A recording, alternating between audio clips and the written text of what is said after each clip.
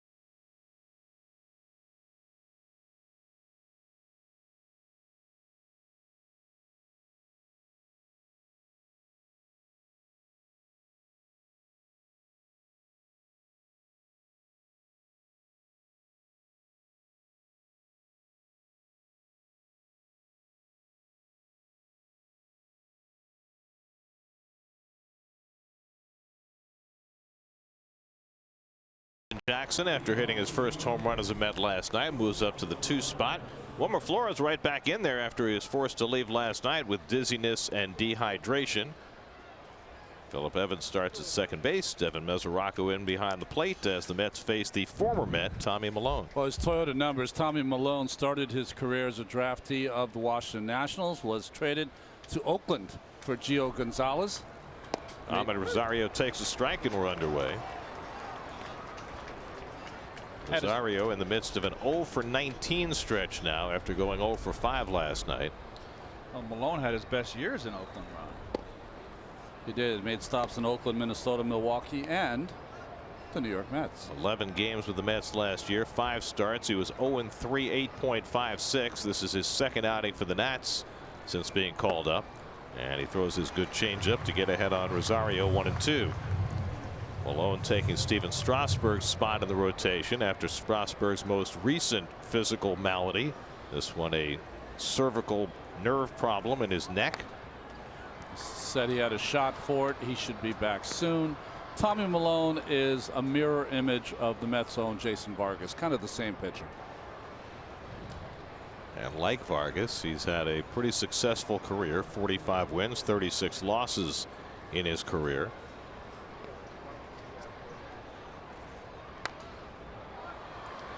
Interesting choice by Dave Martinez with the off day 2 days ago. The Nationals had an off day also. Scherzer's put a pitch today on on his 5th day. Normal rotation, but they opted to start Malone. Means that Scherzer will face the Reds tomorrow. 2-2 to Rosario with Austin Jackson to follow, and then Wilmer Flores. Harvey have a chance to pitch against the Mets next week? If they stay in rotation, the answer is yes. Okay. It'll be interesting to see if they make that choice. Rosario flies one out to center field. Bryce Harper playing center today, and he puts it away for the first out. Take a look at the Jeep National defense. Spencer Keyboom, not Kaboom, behind the plate. Rendon, Turner, Murphy, Adams. Pretty good infield right there. And your outfield, the young Juan Soto, just really taking the National League by storm. Hasn't got a great arm. That's why they got him in left field. So now Austin Jackson making his 3rd consecutive start for the Mets. Hit his first home run as a Met last night. That came in the 9th inning off Sean Kelly. That was the blow that prompted the glove spike that prompted Kelly to be let go by the Nationals today. Well, there's been a lot of bad blood in that clubhouse. Brandon Kinsler, who was thought to have said some things to some newspaper people, he's been let go. Kelly let go because he threw the glove last night. So Mike Rizzo trying to rid the clubhouse of anything that's going to detract from what the young manager Dave Martinez is trying to do. Well, what's interesting about the Kinsler deal is that the report is that what Kinsler did was tell reporters about the strife that was present in the Nationals clubhouse. Now, he's denied that, but the question is, if you remove the guy who reported the strife, does that eliminate the strife? Unless he was the biggest part of the strife. A lot of guys in the bullpen tend to be clubhouse lawyers. You have to watch those guys. They have too much time in their hands out there. 2-2 to Jackson, and he struck him out with a changeup. Malone has retired the first 2. He's got his first strikeout. Well, I think if anything, with everything that's happened, it gives credence to the story of what's going on in that clubhouse. Well, you know, Keith, what I liked about the whole situation is how present and clear Mike Rizzo was, and how quickly he acted on what he thought was a bad deal. I think that's something to be admired. So here's Wilmer, who took himself out of the game in the first inning yesterday after doubling his first time up. He said as he was running to second base, he got dizzy, and when he had a couple of ground balls elude him in the bottom of the first, he felt a little disoriented, and that was why he was unable to make those plays. And he didn't wait for the manager or the trainer to come out. He just walked off the field as Matz was being taken out of the game. He literally took himself out of the game. Keith and I were saying we'd never seen that before, ever.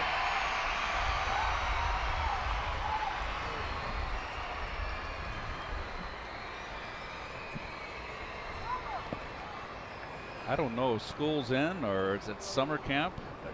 It's August 1st. It's August 1st, Keith. I know. Is school in anywhere? Maybe in Australia. Jeez, guys. Cut me some slack. Oh my God! I feel the same way. I saw all the school buses lined up. That's driven out to right. I feel the same way. If you're not a camp person, like people that are camp people, they just like bury you if you don't understand what's going on. Well, happy camp day, guys.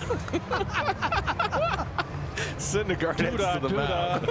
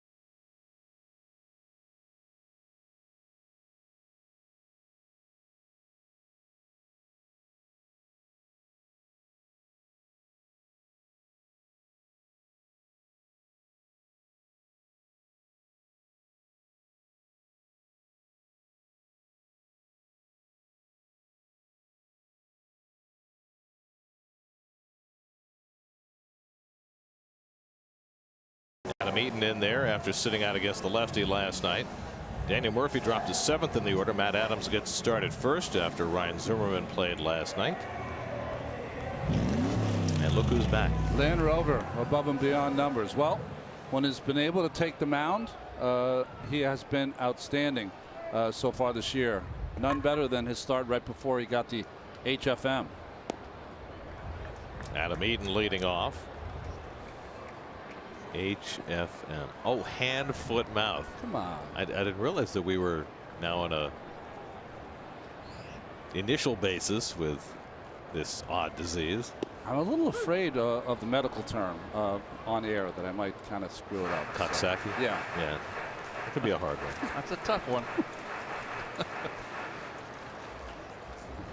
Our producers palpably getting a little heart rate increase down there in the truck. A little agita. Well, Noah last pitched 12 days ago. That was at Yankee Stadium. Got off to a scintillating start, but then his velocity dropped in the later innings, and that's when they realized there was something wrong. Had him checked out, and they found out that he had the hand, foot, and mouth disease that landed him on the DL. Punched the other way by Eaton, and he's got himself a base hit to start the bottom of the first.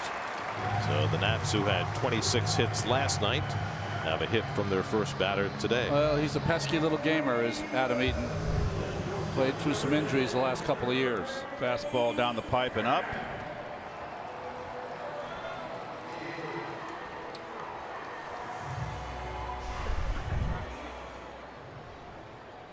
So Eaton is aboard, and now Trey Turner, who had 4 hits last night and stole a couple of bases, now leads the National League in stolen bases.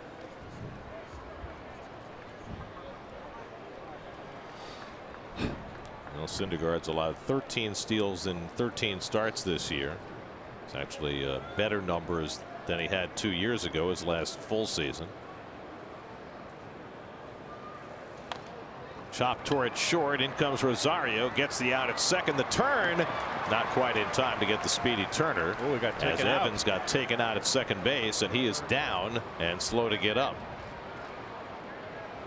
Really had no chance to turn a double play. It's clean. Eaton came in hard, but straight into the bag, and Evans didn't get his leg out of the way. That's clean.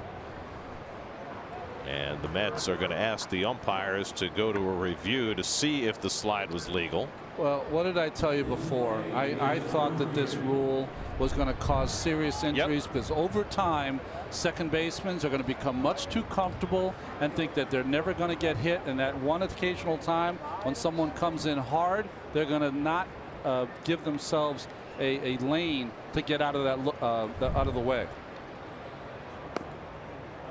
There's nothing wrong with that slide, Garrett. How far did he slide through the bag?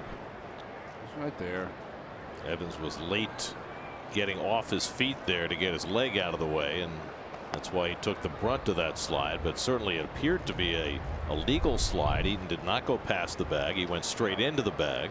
I'll tell you one thing. If you're the Mets and you got some tough insides, all you're looking at is that play.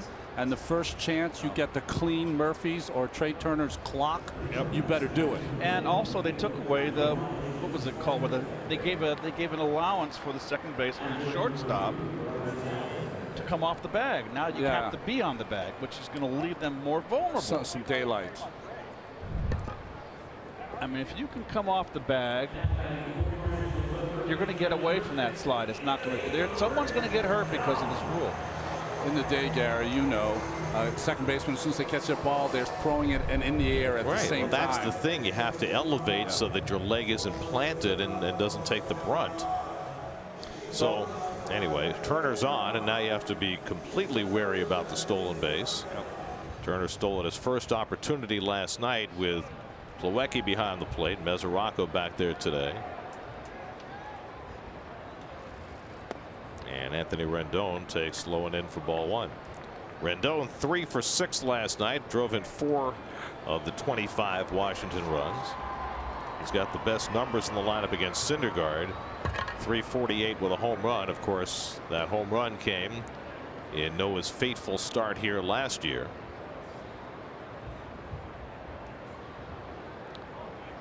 Hitter's going to call time. That came on April 30th last year when Noah had to leave the game with what turned out to be a torn lat muscle after he had refused an MRI the week before. And then he wound up missing the better part of 5 months. Rendon wound up with a career day that day, hit 3 home runs and drove in 10 runs. And really it was the beginning of the end of the Mets 2017 season. And this is Noah's first start in Washington since then. Big lead. Turner runs. Good throw, pitch to throw from Mesoraco, but he threw it poorly into center field. Turner will hold at second base. His 27th steal of the season, his 3rd in this series. Now remember, last night in the first inning, Turner stole second base, and on the next pitch stole third. And they weren't going to throw him out with a perfect throw. Now, Mesoraco got a perfect pitch to handle and just made a dreadful throw. And usually Mesoraco throws pretty accurately. There's a pop-up slide. 27. That's the most in baseball, right? 2-0 to Rendon. And he pops one up on the left side. Rosario waiting for it to come down, and that's the second out. And the Lexus Mets defensive infield. Mesoraco behind the plate, as we just mentioned. Batista with his 2nd straight start at third base. Evans out at second. And our outfield's been pretty constant here. And Austin Jackson getting his 2nd start in center.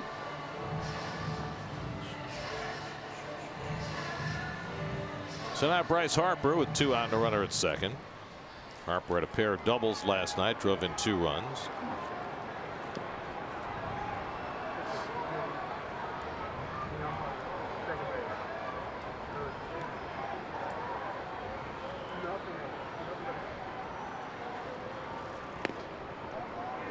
Fastball away at 98 miles an hour, ball 1.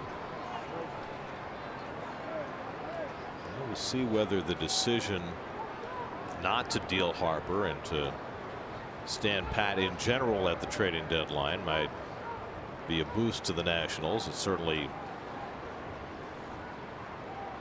if it didn't help them last night, it didn't hurt them. That one's grounded toward the middle. Harper's got a base hit, and that'll bring in the first run of the day. Turner trots in to score. Harper drives in his 65th run of the year, and the Nationals are off and running again. 1-0 Washington. So the stolen base contributes to the first run of the day.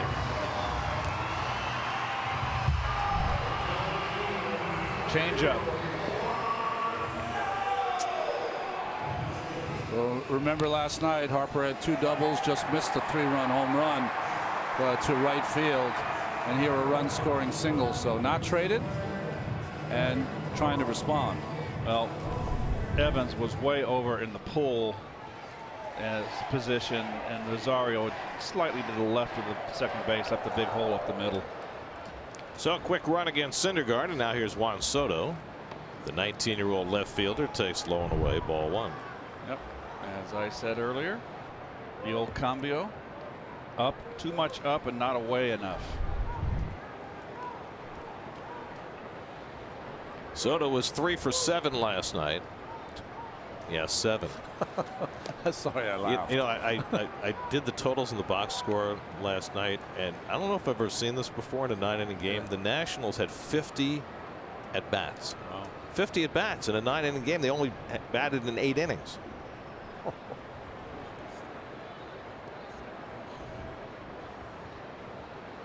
There goes Harper. Mesoraco's throw is a better one, but he beats it anyway. 9th stolen base of the year for Harper. And the Nats have 2 steals in the first inning against Syndergaard. Well, Anyway. perfect pitch for Mesoraco to throw. Just too big of a jump by Harper, and whenever Syndergaard pitches against the Nationals, the track meet begins. Yeah, you want to rattle his cage. It all started with Dusty Baker 2 years ago in spring training, if you recall. 1-1 to Soto with Harper at second. And takes a slider low and in, 2-1. Soto hit that hole between third and short Yes. a couple times yesterday, Yep. and Sure did. And they got they Rosario up the middle. still got a big hole again.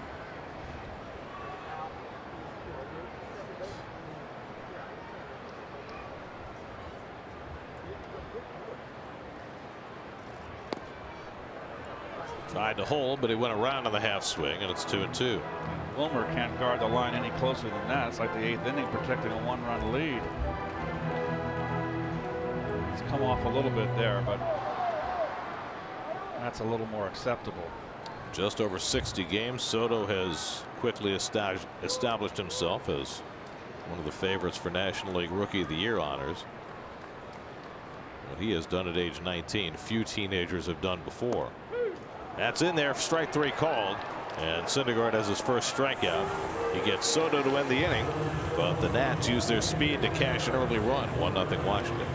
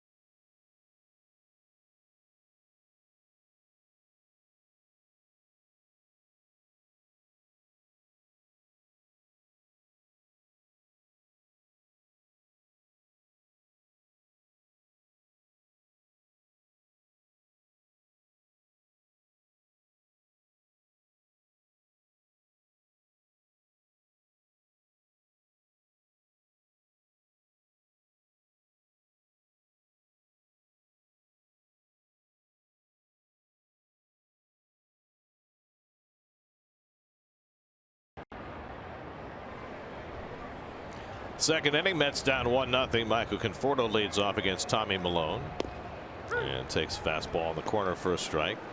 Michael 1 for 4 with a double last night. He has really upped his numbers against lefties over the last month and a half. Now hitting .271 against lefties this year, which is far better than his numbers against right-handers. Go figure. He's staying in better since the All-Star break, using the entire field, at least the left center field gap. I think that has been a key to his success thus far in the second half. Malone runs that fastball in on Conforto and strikes him out on 3 pitches. Second strikeout for Malone, has retired the first 4. So you don't have to throw hard if you locate Ronnie. That's up 2 pitches away, then up and in fastball. And he hit the spot. Yes, he did. And that's not a guy that's throwing through a brick wall. May not even be able to throw a pane of glass.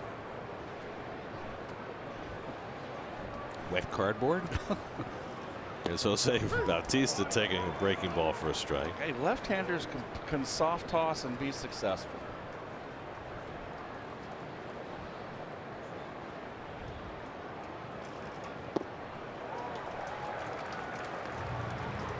And soft tossing gets Malone ahead on Bautista 0-2. Bautista has struggled against lefties all year. He's hitting just .180 against left-handers. Wouldn't have figured that.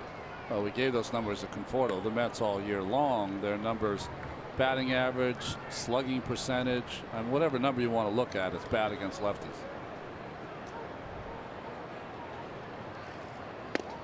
Well, the one that that stands out to me is they've hit a home run every 48.7 at bats against lefties compared to one every 29 at bats against righties. Well, that's a strike. That one catches the outside corner, and Bautista goes away an unhappy customer. So he got him 0-2, threw 2 fastballs up that he did not bite on, and then change up down, go sit down. Customize your experience to catch every moment this season. Get New York Mets home screen icons and features such as the MLB.TV Game of the Day, pitch tracking, in-game highlights, live radio broadcasts, stats, news, and more. Download MLB at Bat today. Now Brandon Nimmo, 1 for 4 last night, and he takes a fastball for a strike. And they're a high target from the catcher there too. They've seen the tape on Nimmo, as we watched every day just about. Brandon having a little trouble upstairs. Gets jammed and pops it up. Turner on the outfield grass waiting for it. And that retires the side. Dominating for Tommy Malone. He's retired the first 6. Middle of the second, 1-0 Nats.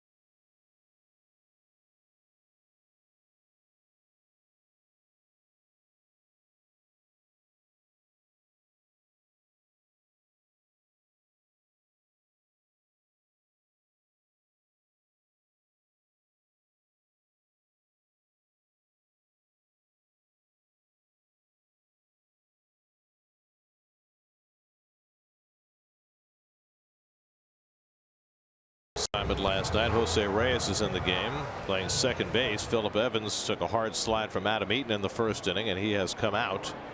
Reyes has replaced him. We'll get a word on Evans as soon as we can. Matt Adams leads off in the home second. There's that play at second base again. And it's a clean slide. And that's good hustle by Eaton right there, and a good takeout slide. Matt Adams drives one to left center field. That's Whoa. caught by a tremendous play, turned in by Michael Conforto. The ball appeared headed for the gap, and Conforto closing ground and making a spectacular dive to take an extra base hit away from Adams. This is a full layout right here. That is just a tremendous play. That had double written all over it. It's the best part of this booth. You really can see the outfielders and the course they take to try to catch the baseball. It's beautiful. So 1 out now. Daniel Murphy, who had himself a field day last night, hit 2 home runs, drove in 6 runs.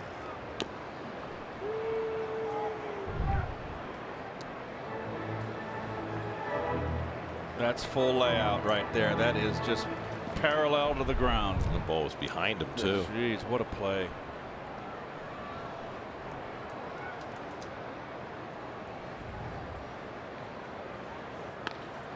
Off the glove of Syndergaard. He's got time to retrieve it.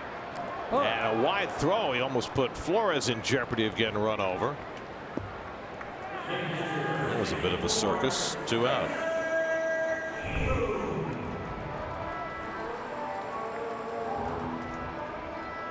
Murph looks like he's running pretty good, a little better.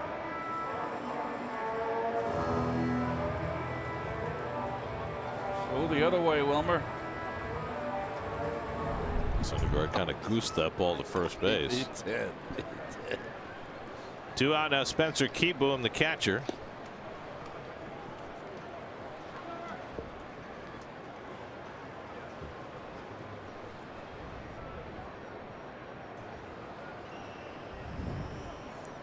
Keyboom's had 65 at bats for the Nats, hitting .215.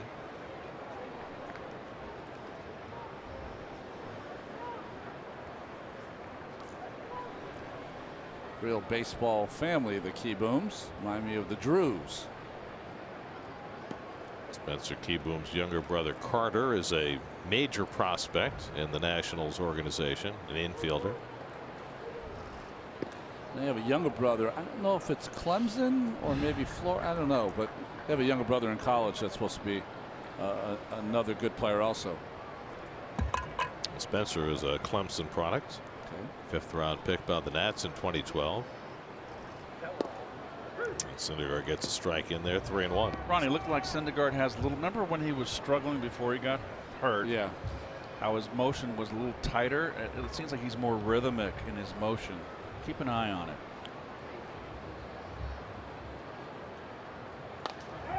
Line center field. Jackson cutting over. He can't get it, and it goes to the wall. Keyboom to second, and he pulls in with a 2-out double.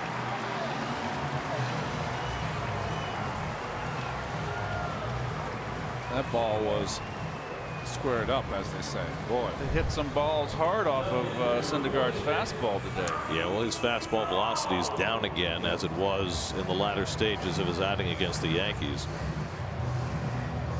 Started out today throwing 98. Now it's 95, 96. It's the same pattern that he had in that last start. So you wonder whether he's fully okay. Here's Tommy Milone, not a bad hitting pitcher, as the Mets found out quickly in his major league debut. Remember that? That's right, off Dylan G. First pitch he saw in the major leagues, he hit a 3-run homer against Dylan G. It's still the only home run of his career, but he's still a pretty good hitter. Lifetime 184. Not bad for a pitcher.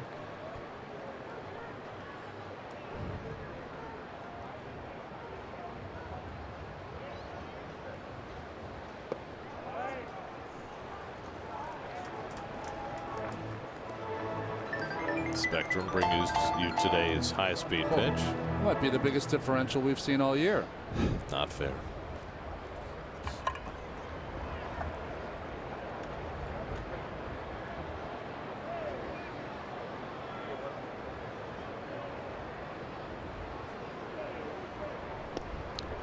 Syndergaard struggling to throw strikes against the 8 and 9 hitters. He fell behind Keyboom 3-0, wound up giving up a double. Now he's behind the pitcher Milone 3-0.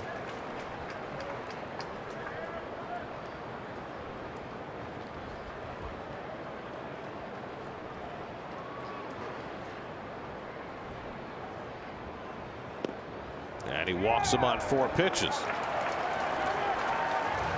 First walk given up by Noah. Syndergaard, not a guy to walk people. 15 walks and 74 2/3.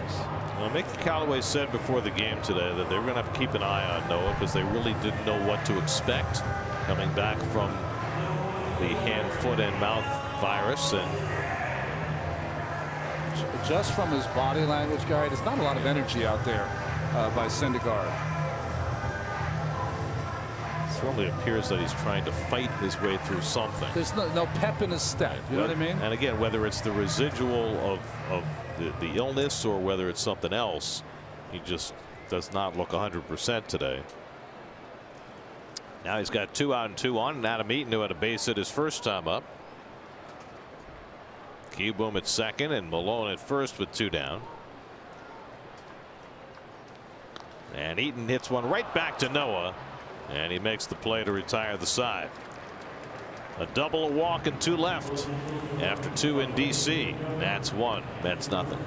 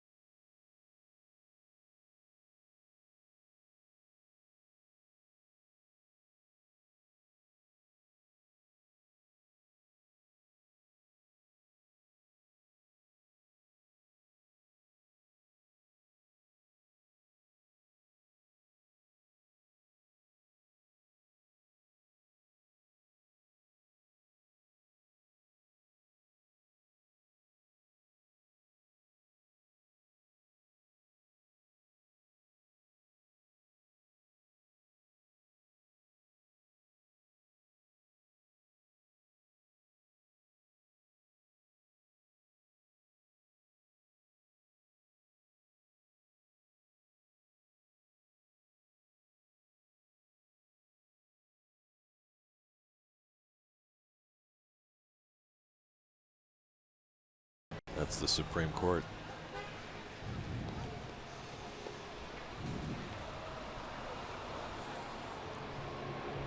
Well, that's what they aspire to.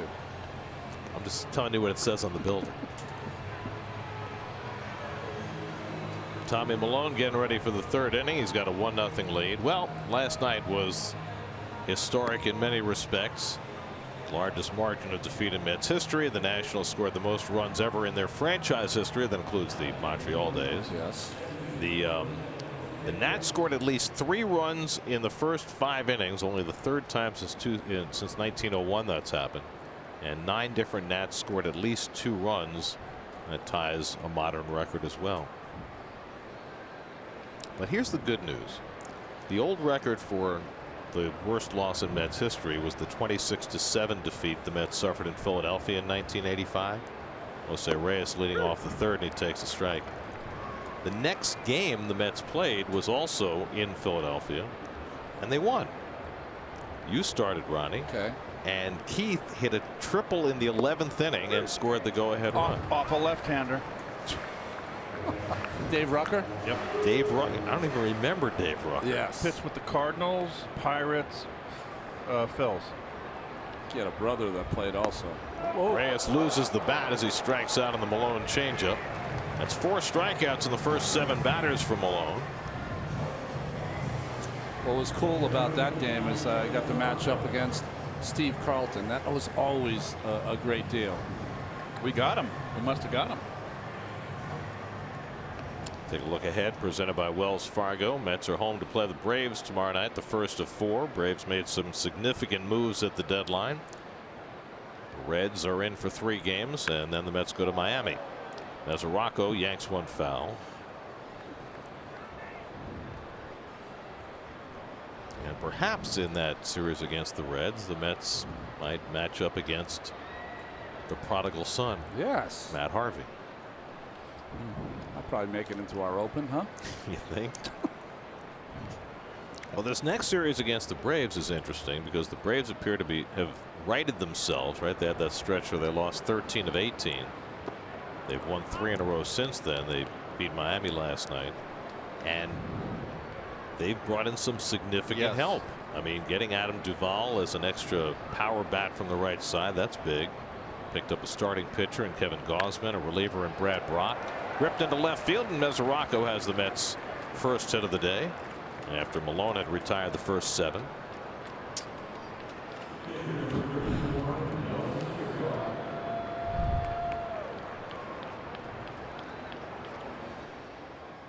Who else did they get? Johnny Venters and another reliever they got that's out there for them that didn't cost them anything but international slot money. I mean, they picked up the contract of Darren O'Day, but he's out for the year, so that doesn't really help them much. Thinking of Brad Brock? Is that? That's Brad Brock. Sorry, brain wasn't working. Well, surprised that Rendon's not in a little more. This is a bunt situation. Syndergaard doesn't bunt. He wants to swing the bat. You can give him 1 strike, but he's got a bunt here. He's not Jose Altuve up there. 4 career home runs.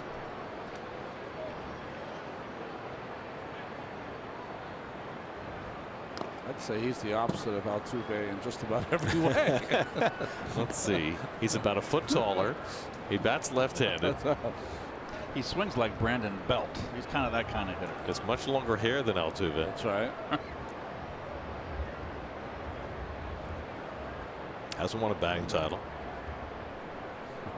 Yeah. Or 2 or 3. Or an MVP. He could win a Silver Slugger, though, for a pitcher someday. He's got to stay on the field all year to have that happen.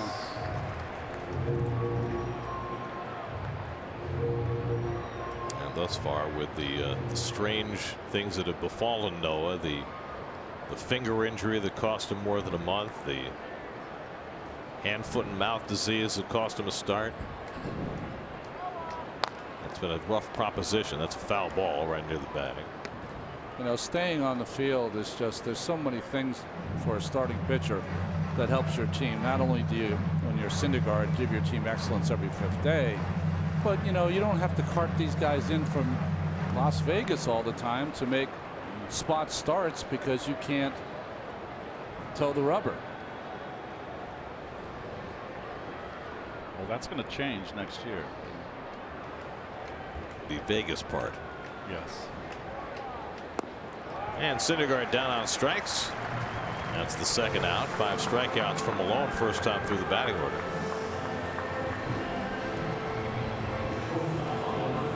Does the Chris Archer trade give insight to what the Mets could get in return for DeGrom in the offseason? Get a breakdown of the possibilities on Mets blog presented by Citi, featured on SNY.TV. Better get more than you got for Archer. I mean, take a look at Archer's career numbers against DeGrom. Come on now, folks. I think Archer's more comparable to Wheeler. Yeah. Hello. Than to DeGrom. I'm like pounding my head here. Here's Rosario, flied out to center. I mean, Archer has the promise of a DeGrom. You know, 13 strikeouts 2 starts ago. He's got the stuff, but he's never really put together the kind of body of work that Mr. DeGrom has. Isn't Archer almost as old as DeGrom? Isn't he 29 now? I thought he was younger than. Younger? Yeah, but I could be wrong. I should look that up, but it's a day game. I got you back. Okay. We like to go a little more casual on the day games, Gary. 29, and he'll be 30 in September. Older than I thought. So there you go. Rosario now in an 0 for 20 skid with his fly out the first time up.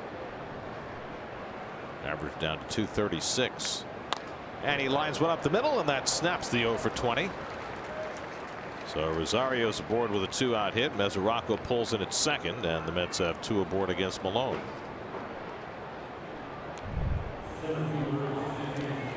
Fastball away, stayed in there nicely.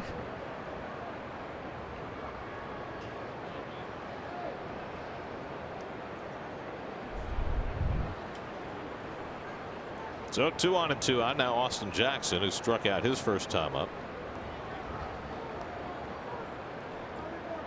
Austin homered last night against Sean Kelly. He snapped a 216 at bat home run drought. It was his first of the season.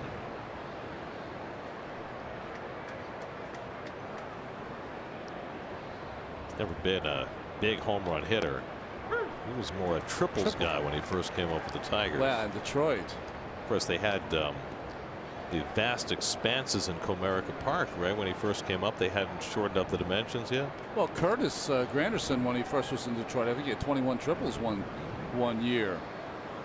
And those became home runs when he was traded over to the Yankees. Granderson traded for Jackson. That's how Jackson wound up in Detroit. In those first 3 years that Austin Jackson was with the Tigers, he looked like he might be a real star. Yeah. But then the production started to fall off, and he's bounced around a lot since. If you look at his numbers, it's the strikeouts. He became a guy that would strike out 150 or more times, and you know, he was asked to be leadoff, so he'd always have a low on-base percentage. Tremendous high school basketball star down in Texas. He was heavily recruited by the University of Illinois. Wow. But turned that down to go into this business. Baseball. And he strikes out on the changeup. Malone's had a good one so far today. 6 strikeouts in the first 3 innings. And the Mets strand a pair. Middle of the 3rd in D.C. Still 1-0 Nationals.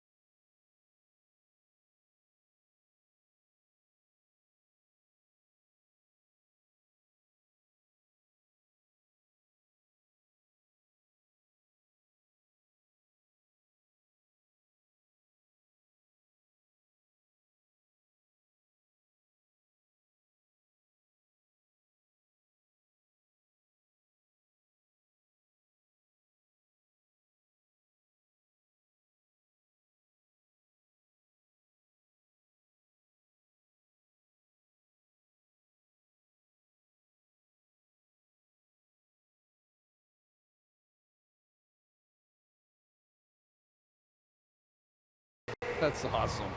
You got the frontward K on the brown eye, the backwards K on the blue eye. Strikeouts swinging, strikeouts looking. Scherzer's pretty good either way. Yes, he is. We go to the bottom of the third. We check in with Steve Gelb. Steve? Well, Gary, Keith mentioned it in the last inning that Noah Syndergaard, if you watch his delivery, is much more rhythmic, was very robotic for the last couple of seasons. And really the change has been about getting away from that, getting to be more rhythmic, like Keith said. He said he felt like he used to be pitching almost in a box, and it wasn't very comfortable, so he wanted to make it more like a dance. That's the way that Syndergaard described it, and he watched the way Wheeler and DeGrom and Matz went about their business, wanted to get closer to that. One of the things Mickey Callaway said too is that by doing it this way, his delivery is a little bit more repeatable. That one gets in the gap in right center off the bat of Trey Turner, and he'll break it down and cruise into second with a leadoff double. And they continue to hit some balls very hard against Syndergaard. So just to wrap up, guys, he said that that delivery is more repeatable when it's more rhythmic like that, because even though there are lesser movements when it's a little bit more robotic like we used to see out of Syndergaard, it's so point to point to point that if one little thing is off, the delivery in its entirety is off as well. You know, we had a nice setup there where on one side you saw Syndergaard perpendicular to the batter. That's his windup on the left. Now his windup on the right side is facing the hitter. Yeah. His broad chest facing the hitter. So it's more of a straight line back and forth right through the catcher as opposed to around the mound before he releases the ball. Here's Anthony Rendon, and Syndergaard takes a look at Turner. Al Jackson used to tell me your windup is going to be the most original thing you as a ball player have as a ball player. Have some soul. That's what he used to tell me. Have some soul in your windup. I like it. That's a good one.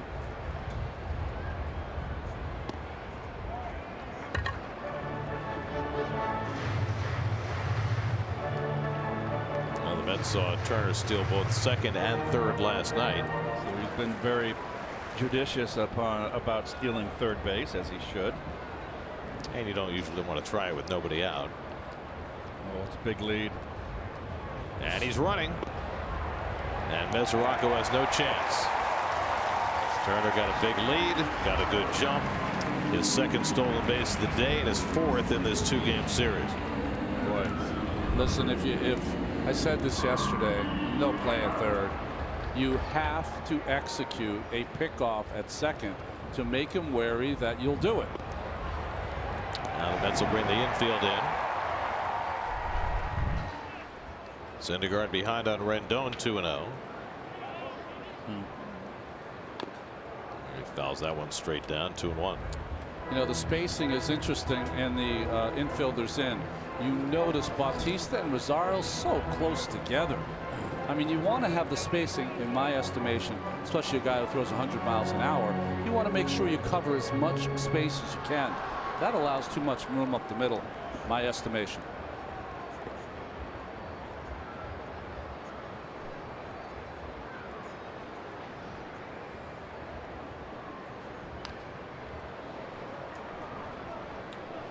Well, when you watch Rosario try to hold him on, he doesn't even care. You know why? Because he's just watching the rhythm of Syndergaard. And if you ask any good runner who steals a lot of bases on second, you don't care about who's behind you. You worry about the pitcher, because until the pitcher moves, it has nothing to do with where the fielders are. And Rosario is inexperienced there.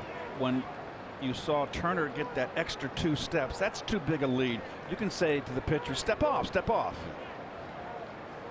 2-2 to Rendon, and he lofts that ball deep toward the left field corner, back toward the wall. It's out of here.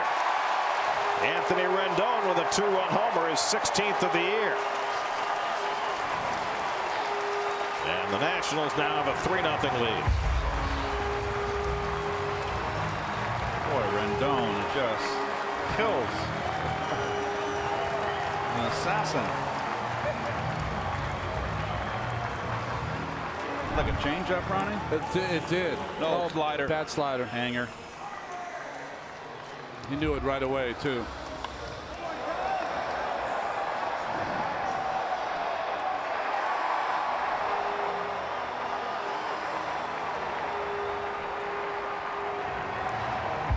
6 RBIs in the 2-game series for Rendon. And the Nats now lead 3-0. Here's Bryce Harper, who drove in the first run of the day.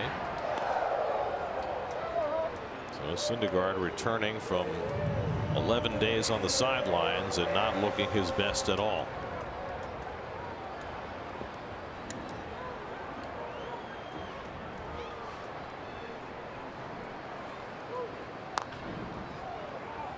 You know, Gary, stolen bases are stolen bases, and you know, I watched one of the great pitchers in Dwight Gooden, and they would steal bases all day long, but he never kind of lost his focus on the hitters. I feel against just this Nationals team that Syndergaard sometimes gets out of sorts with their track meet that they'll start against him.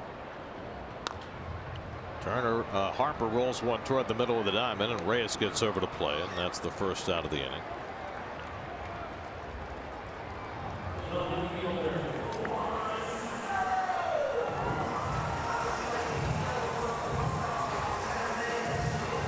So 1 out now. Soto, who took a call third strike his first time up.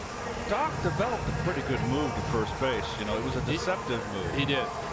And you know, in our division with the Cardinals and that, you know, Doc just couldn't unload home. He had to keep those guys close. He really improved on holding runners on. Good first pitch changeup by Syndergaard. Well, remember they moved his hands. Yeah. Right. He used to be down at the belt, then he moved his hands up. That's right. And he used to just break from there, so it was quicker. It's nice to have a Mel Stoudemire around. Chop past the mound. Tough play for Rosario. The quick grab and toss. Nice play. Rosario looking very fluid in the field.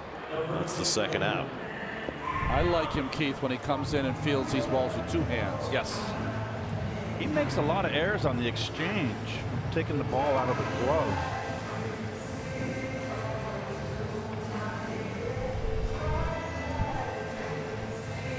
So Syndergaard gets a couple of ground ball outs after the Rendon home run.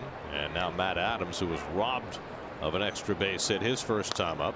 He rolls one into the shift, and this one's bobbled by Rosario. He recovers in time to throw him out. So on a much more routine play than the prior one, Rosario almost gave it up, but recovered to get him out. Inning over. Rendon's home run, though, makes it 3-0 Nats.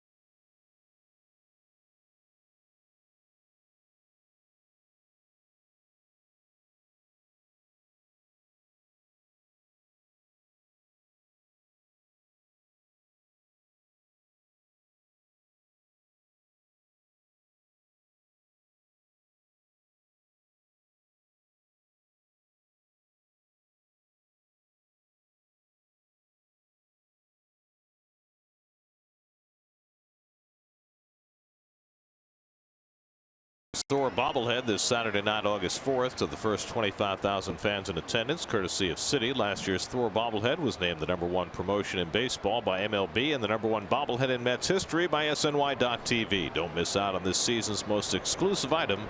Go to Mets.com/tickets to purchase your seats now. There's the man, not the bobblehead. Hasn't had himself a very comfortable first 3 innings. Wilmer Flores lined out to right field his first time up and takes away from Tommy Milone, who has struck out 6 through the first 3 innings. I was going to say, unlike Tommy Milone, who's looked as comfortable as you can on the mound so far. Milone has never struck out more than 10 in a major league game.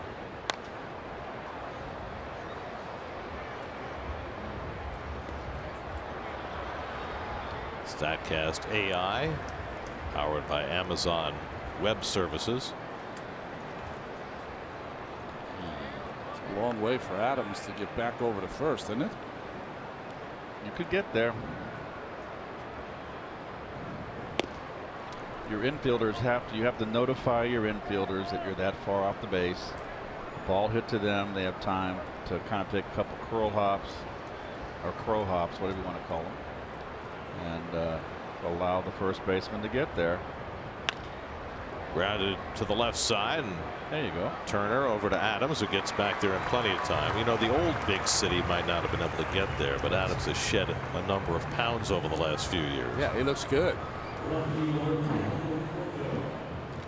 Big city because is his nickname because he comes from such a small town, right? Is that? I think it was who's the basketball player they call Big Country, right? Oh yeah. So I think it was play off that. There's Michael Conforto, who struck out his first time up.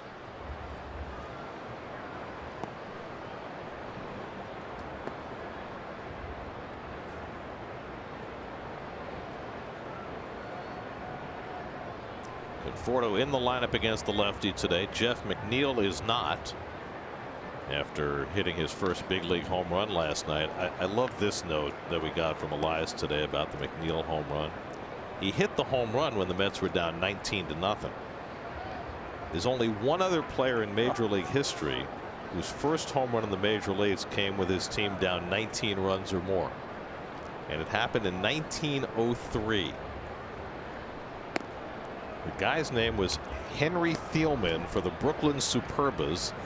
There's McNeil's home run. The Superbas were down 20-1 to the Giants in the bottom of the 9th when Henry Thielman hit an inside the park home run off Joe McGinnity for his only major league home run. Now I trust that Jeff McNeil's home run down by 19 will not be his only major league home run, but unlike Henry Thielman, Jeff's left the building and then came back. Was Joe McGinnity the last Northern Ireland player before P.J. Conlon? No, I think you're thinking of someone else. Somebody else from the 40s. Big country, by the way. I looked it up. Brian Reeves. Brian Reeves, very good. Went to Oklahoma, right? Fly ball deep right center.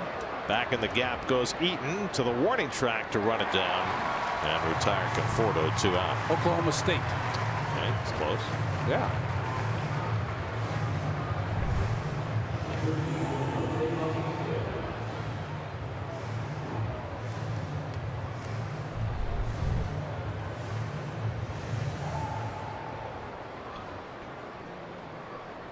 So 2 up and 2 set aside. Now Jose Bautista, who took a call third strike his first time up. Takes a change up for a strike. Well, Milone right now is a little bit here, a little bit there, a little soft here, and getting it done.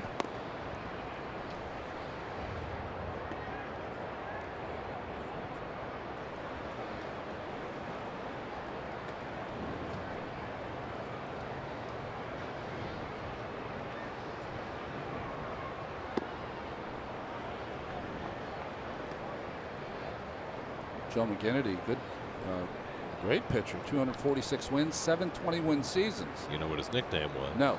Iron Man. Oh. Iron Man Joe McGinnity. It's a great name. You know, before Cal.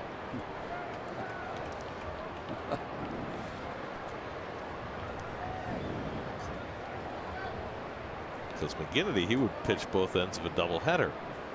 Like he wasn't a pitcher, but in the Negro leagues, double duty. Double-duty Radcliffe, right? He would catch one game and pitch the other. There's a strike to Bautista, 3-2. The last pitcher I can remember starting both games with a doubleheader was Wilbur Wood, the left-handed knuckleballer for the White Sox.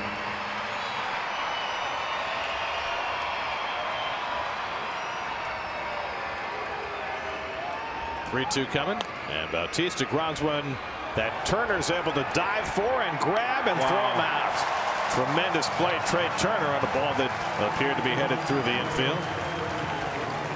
That is a big league play. Another horizontal to the ground. Beautiful dive and a strong throw. Fine play. Reminiscent of Conforto's play earlier in the game. Still 3-0 Nats in the fourth.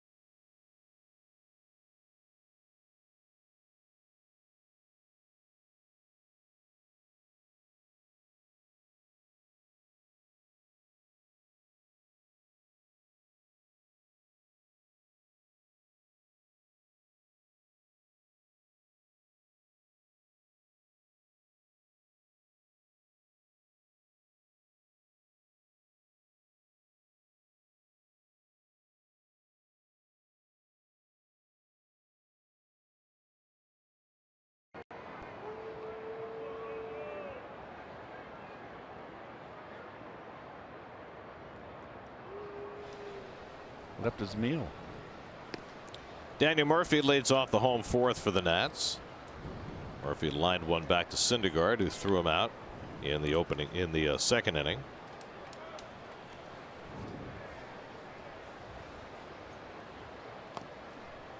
Syndergaard sinks one by him, and it's 1-1.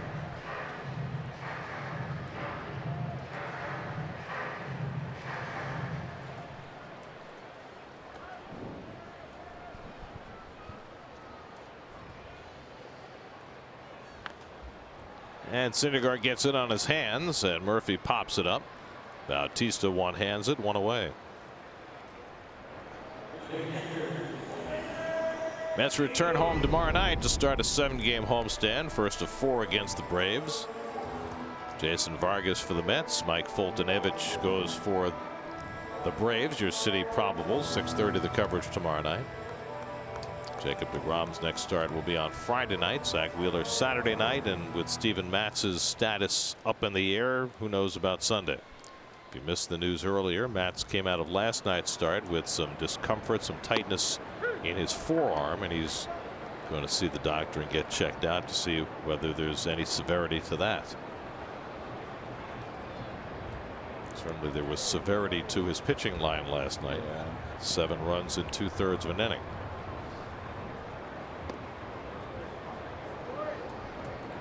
1-1 to Spencer Kieboom, who kaboomed one over the head of Austin Jackson for a double his first time up. It's a good name. It is. Huh? It is. Do a lot of things as a headline writer with that name. Oh, you got to either be a catcher or maybe a linebacker for Penn State. Probably not so good for a pitcher. No, no. Good for a You don't want too many kabooms for a pitcher. John Sterling would have fun with that one. I shouldn't say linebacker for Penn State. Linebacker for Clemson for Keyboom.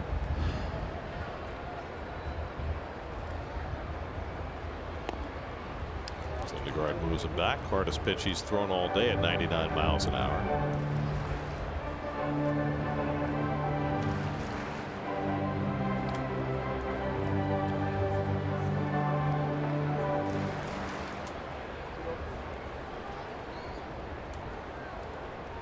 Two coming and a half swing, and he did not go around. 3-2.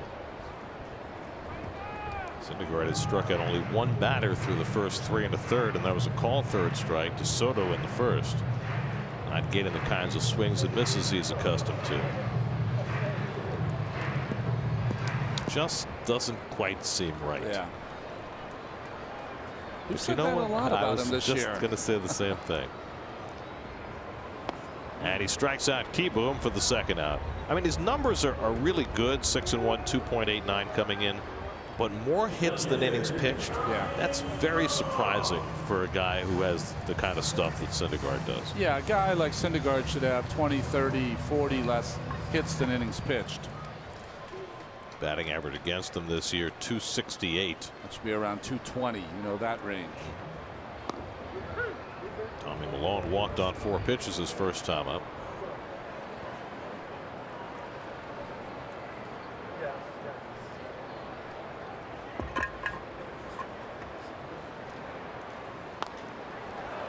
Line right to the shortstop. Rosario picks it off, and Syndergaard has his first 1-2-3 inning of the day. After 4, Nats 3, Mets nothing.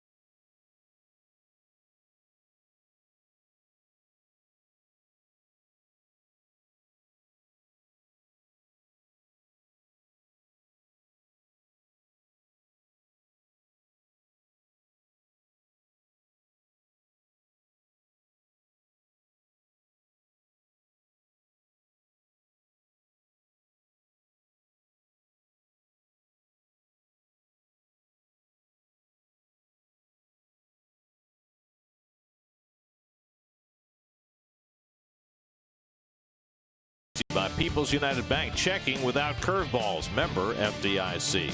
By New York 811. Be sure to call 811 before you start any digging project, big or small. Make the 811 call. And by Good Humor, the official ice cream of the New York Mets. We go to the 5th inning. Mets down 3-0. Tommy Malone, who pitched for the Mets last season, has shut the Mets out for the first 4 innings. The Mets had only faced Malone twice before, and both of them came in his rookie year with the Nationals in 2011 before they traded him to Oakland in the Gio Gonzalez deal. Well, let's see how the corner infielders will play Nimmo here. Leading off, he's a threat to bunt, even though he doesn't bunt that much. If he is going to bunt, he's going to bunt to the left side. Actually, they're giving him both lines, not really Rendon, but they're playing awful deep on that right side. Nimmo popped to short his first time up today. Reyes and Mesoraco to follow. And Nimmo first pitch swinging, fouls one back. Again with the high target.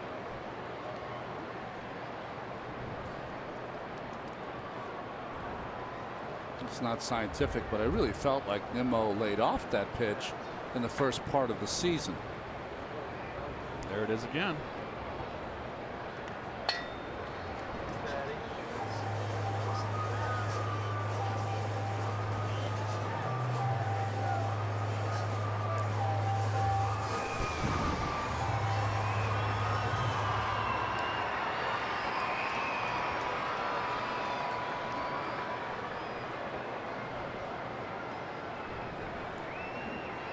To Nimmo, up and in. Good pitch. Good 0-2 pitch. Now he's got anything open. He can throw the curveball away, change up in the dirt, try to paint him with a fastball away, set up every one of his pitches. Slide ball. Oh, he shook it off. He wants to throw the changeup. And Nimmo lays off. 2-2. Did you see Keyboom? Now I've never seen a catcher do that. He like pointed at the sand and drew a circle to let Malone say no, he wanted that pitch down. He likes to call in. And he struck him out with the fastball. Number 7 for Tommy Malone. Watch the changeup. Watch Keyboom 2 pitches ago when he signals for the changeup. Watch his right hand. Points in the dirt and says, make sure you throw it down. Makes a little. That's pretty cool, right? X marks the spot. Yeah. Put your pitcher focus. Yeah.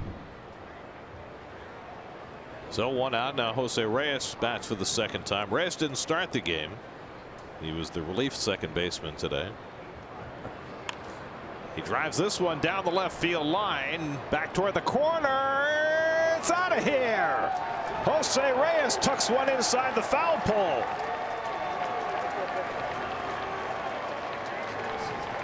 Reyes' second home run of the year, and he gets the Mets on the board. It's now 3-1.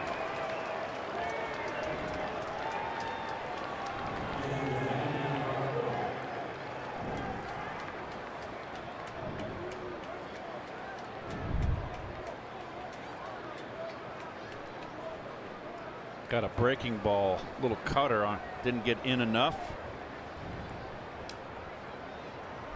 Just got it over the wall, just got it inside the pole. And the Mets have their first run of the day. Now Mesoraco yanks one foul. So who says pitchers can't hit? That's right.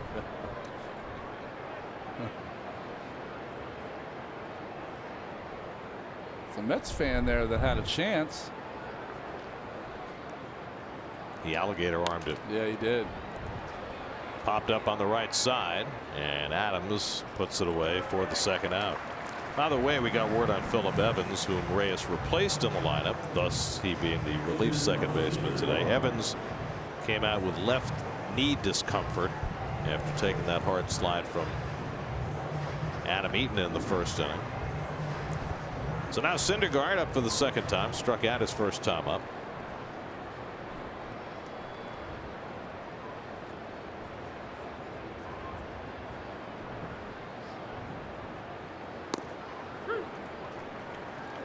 Malone seems to be throwing harder than he did in the Mets uniform, or at least maximizing throwing strikes with his fastball.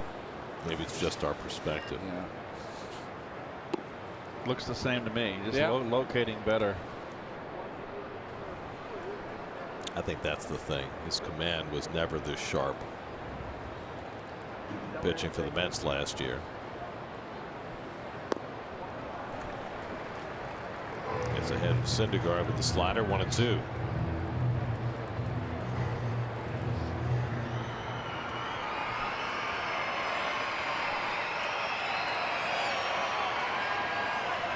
And Noah goes down on strikes. 8 strikeouts for Tommy Malone.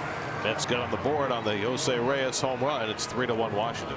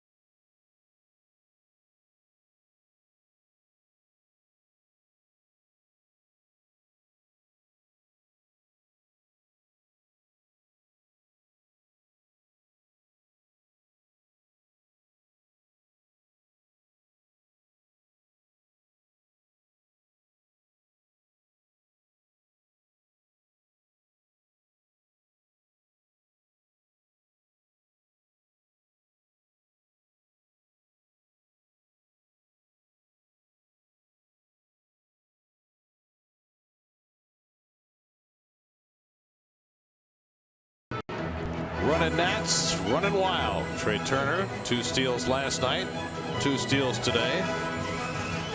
Bryce Harper has swiped one as well.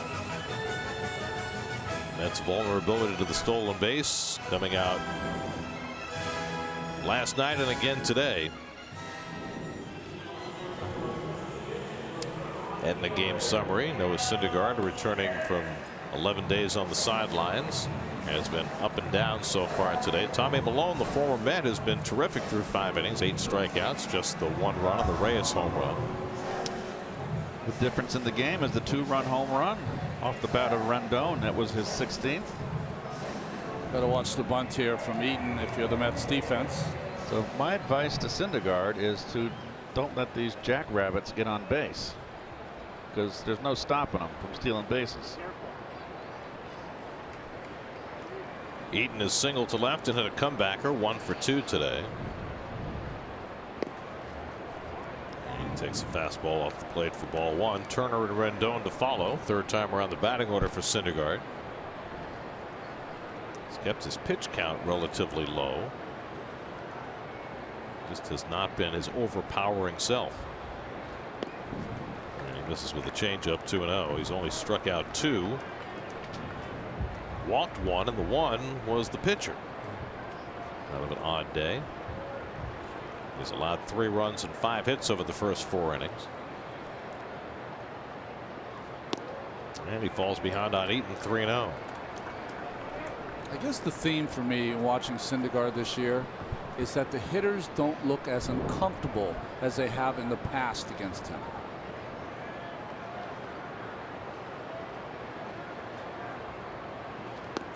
So can you figure out why that might be? I don't know if it's because they've gotten to see him more. I don't know if it's because there's so many hard throwers in the league that maybe 98 doesn't seem as amazing as it did when he first came up to the major leagues. Eaton chops one to the left side. Bautista the running toss, 1 out. 7 in a row retired by Syndergaard. He's throwing a lot of sinkers. Yeah. And, you know, let's compare him to Dwight Gooden, who was a flamethrower coming up, an overpowering pitcher. Doc never threw a sinker. Well, you know, Doc developed a cutter. You know, 2 seasons ago when he had his biggest year, he started with a 2-seamer and then went to the 4-seamer and then he took off. But I don't know, maybe he's trying to get a little more contact this year. He's throwing right from the beginning 2 sinkers and have the ball put in play, keep his pitch count down. Problem is his 2 sinkers so good when he's on, that's not put in play either. Well, the 4-seamer is going to set up, if you want to throw the sinker to the left-hand hitter. But to me, if you're throwing let's just get away from this 4-seamer and 2-seamer. Let's call it what it is. It's a sinker. Yeah. You're losing velocity on your fastball when you throw a sinker. I'm telling you, as a hitter, as opposed to a straight fastball, 4-seamer up in the strike zone. It's much more effective. And maybe that's where the dominance stops, because everyone else in the game is taking advantage of the top of the strike zone. And with the 2-seamer and his other pitches, he's more in the bottom of the strike zone. So let's circle back to the beginning of this conversation. If you remember 2 years ago when he had his last full season, the problem for Syndergaard was getting deep into games because of high pitch counts. Yeah. So clearly there was an imperative on his part to have quicker at bats, to have, you know, at bats of 3 pitches or less, so he could get deeper into games. And the reliance on the 2-seamer, I think, was trying to get to that end, to get him deeper into games. I totally agree, but his 2-seamer is not a swing and put the ball in play pitch. It's either taken or a foul ball. You know, he's not a traditional throw a sinker and the next thing you know, you're going to get a ground ball. Today it's been hit. Yeah. Pretty good. 3-2 to Turner, doubled his last time up, and he hits one past the mound, off the mound to Rosario, makes the adjustment and throws him out. Another fine play by Rosario against the speedy Turner. Again, 2 hands. It's a big difference for him when he comes in and he uses 2 hands on the coming in on the ball. Well, Rosario always, when he's fielding the ball, will use 2 hands when he gets in front. And that's one of the things I like about him.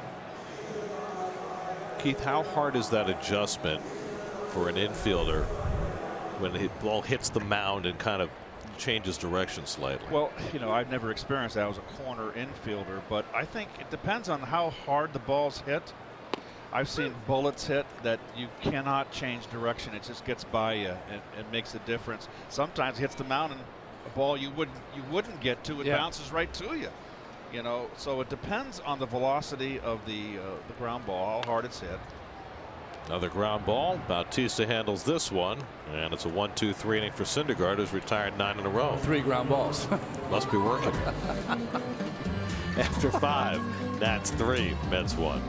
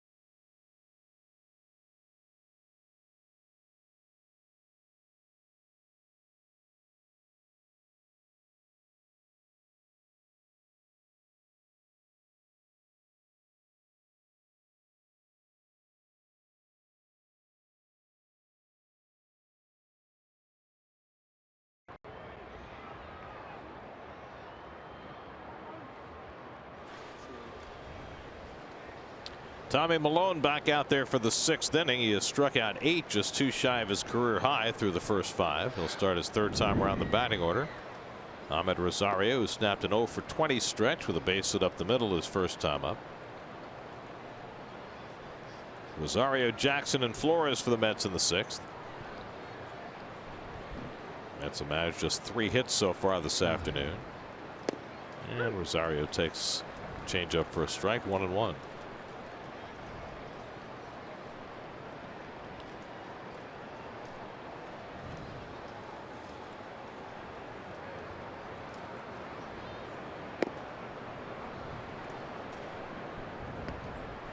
Sammy Solis, the left-hander.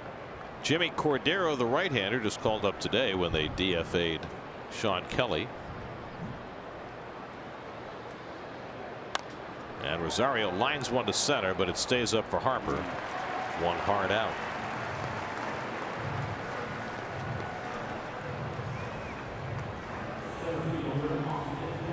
Good process at bat. Process. Poor result. I would, I mean, honestly, you can take that word and lose it.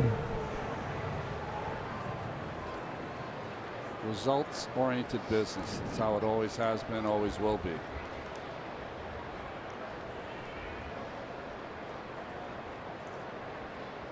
One out and nobody on. Here's Austin Jackson, who's been up twice and struck out both times against Malone. The same process in 1985 as they did in 1995. The difference was in 1995 stunk. Awful. So what do you think your Steamer and Pacoda projections would have been for 96? 96, it would have been bad. I was even contacted by a few teams to come to spring training and try to win a job, and I was just so embarrassed by 95 I couldn't even show my head at another spring training. complex. So you said no? I said no. I went to Hawaii for 3 months to deprocess. Did you ever announce your retirement? No. I mean, I didn't have a kind of career that anyone really cared. I didn't announce mine. Yeah. Really? Nope. So there was no farewell tour. No, my agent just kept calling me like every day. He said, "Hey, listen, so and so wants you to go to this camp. They want you to go to this camp." Like, I'm in Hawaii, bro. Leave me alone. Murphy gives ground and throws out Jackson 2 away. Let's check in with the studio. Eamon McEnany has a game break brought to you by your Tri-Honda dealers.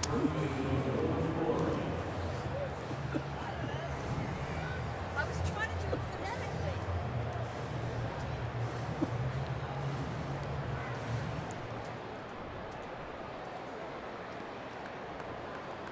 Thanks very much, Eamon.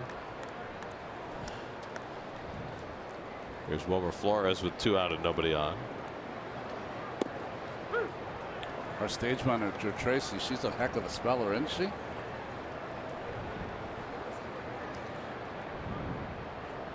Let's just say she had an alternate formulation. That's rolled to the left side. Rendon's got plenty of time, and Malone's got himself an easy inning. 10 pitches, 1, 2, 3. Middle of the 6th, 3-1 Washington.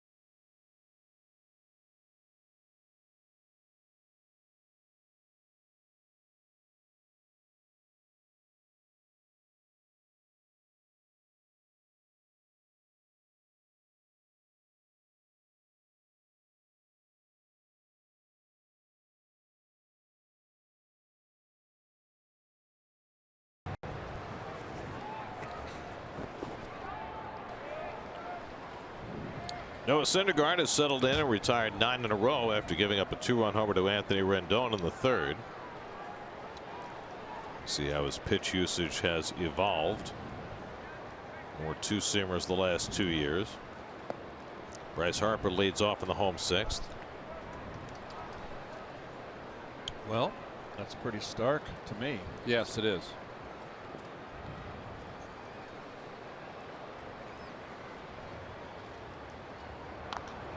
Harper flies one to shallow center. Coming on is Jackson to get there.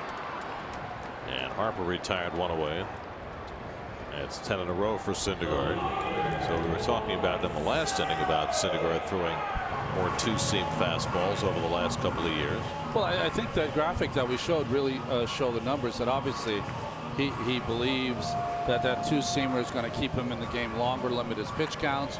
And to me, the way the game is going, in my opinion, for pitchers, is that all your pitches have to come off one fastball that you're going to use. So if you're using a 2-seamer, then the slider, when it comes out, is going to have totally different spin. In my opinion, recognizable by the hitter. If that slider is coming off a 4-seamer, There's a whole different way the hitter sees that. He sees fastball spin and then slider late. If he sees two-seamer and then slider spin, the slider is so significantly different than the two-seamer spin that you recognize it right away. Well, also, if you're going to throw the sinker, like I said, you lose a little velocity against the left-handers as the primary weapon. And maybe it's because of everybody home run happy and trying to pull with Syndergaard throwing so hard with his four-seamer that's a good pitch. But to me, the 9% four-seamer and what was the other percentage, the strike 3 right there, was not enough four-seamers. Which better keep the left-hand hitter worried inside. When you throw as hard as Syndergaard and he throws something up and in, four-seamer, okay, that gets you a little worried in. Then that sets up that sinker. You can't live off that sinker. And finally, to maybe wrap it up, we talked about how many hits he's giving up as opposed to innings pitched. If you spend more time in the bottom of the strike zone, the hitters today will put the ball in play more than they will at the top of the strike zone, just like we've seen Nimmo here in his at-bats this afternoon. Well, that last slider that Syndergaard threw to Soto may be the best one he's thrown in a long time. That was nasty. That's the one he had 2 years ago that became the difference maker for him. And guys, not to get too simplistic with all of this, but just to take you into Syndergaard's mind for a second, when he made that switch 2 years ago to throwing more sinkers, it was really, really simple. He just said he wanted to throw the fastball that had more movement. Right now, he recognizes he needs to go up more in the zone, but he doesn't feel comfortable pitching up in the zone. So he's working on it, but not comfortable necessarily busting it out in games yet. He busted out his slider to the last two hitters, and he has back-to-back strikeouts, his third and fourth of the day. He's retired 12 in a row, keeping his team in the game.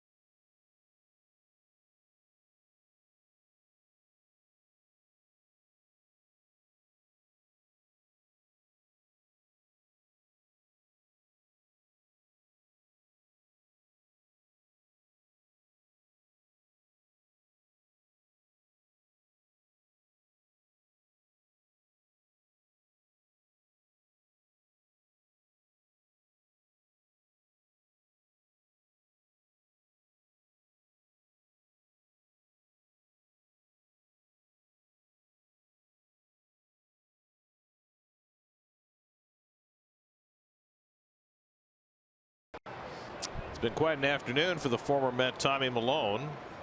6 innings, 1 run, 3 hits, no walks, 8 strikeouts.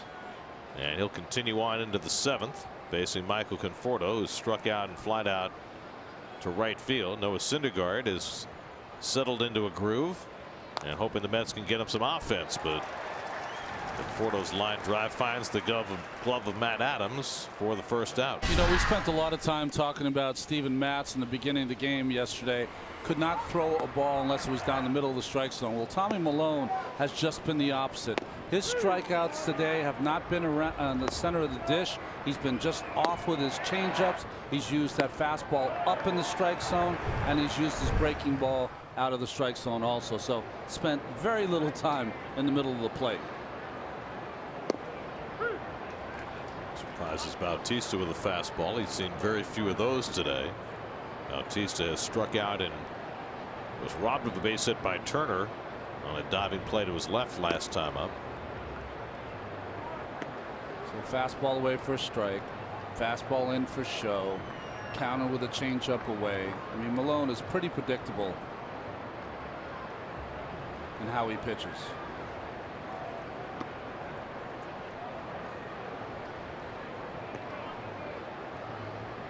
Nationals have their bullpen going. Justin Miller is sort of warming up and sort of watching.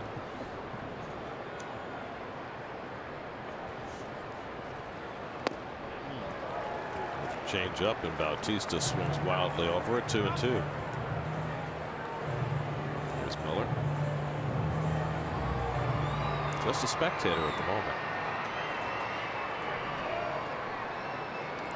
2-2 coming, and Bautista fouls it off. Dialing it up to 88. That's about where he tops out. He threw 84 pitches in his first start in Miami. That got him through 5 innings. 87 pitches through 6 1/3 today. And Bautista fouls off another fastball.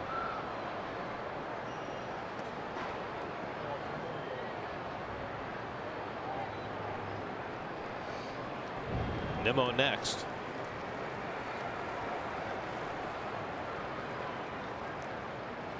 Seventh pitch of the at bat to Bautista, and there will be an 8th. Malone's been very good at when they give him the high target, putting it right in the right spot, just above the letters or under the chin, elevation wise. He's been really good with it. So that's 3 fastballs in a row. You almost have to see a changeup here from Malone to try to put Bautista away. Here it comes. And he yanks one foul.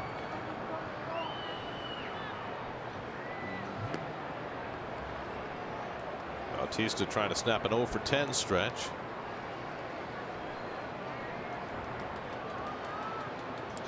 It would be a brave pitch, but the pitch to throw would be that fastball in, because he has not thrown it yet.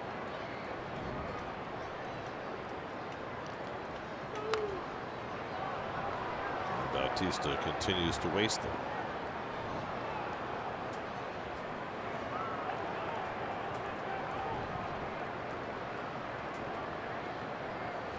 Good visit by the young Kieboom. Kind of running out of choices back there, so he wants to talk to his pitcher and see what he wants to throw. Not only this pitch, but if he misses on the 3-2 pitch. Well, one thing he hasn't thrown to the right-handers has been that breaking balls. He's a little afraid of that slider. Reyes took one, wrapped him around the foul pole down the left field line. It's an apropos place to bring up Frank Howard quote, wrap him around the foul pole. 10th pitch of the at bat from Malone to Bautista, and he goes around on the swing. The ball gets away from Kieboom, and Bautista does not run. That is awful, just awful. Oh boy. Well, when you allow your players not to run when the ball gets past the catcher, which the Mets have done all season long, that's what happens. That becomes the norm.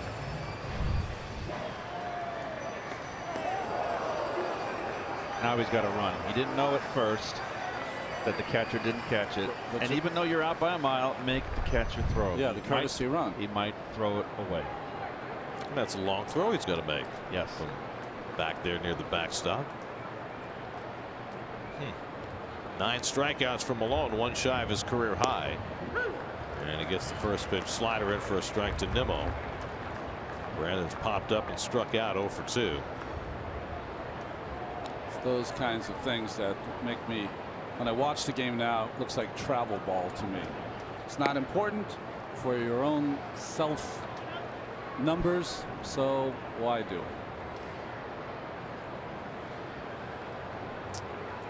And the unfortunate part about that is that that's a player whom everybody else looks up to. Yeah, he's transcended how baseball's played. It's changed in his lifetime, but he knows exactly how it used to be played.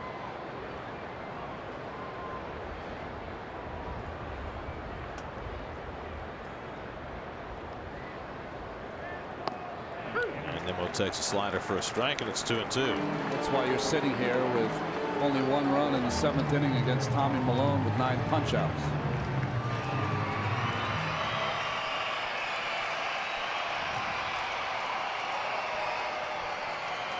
Two coming. Ground ball. Murphy to his right. Picks it on the backhand, and that retires the side. Malone's retired 8 in a row. He's through 7 with a 3-1 lead at the stretch.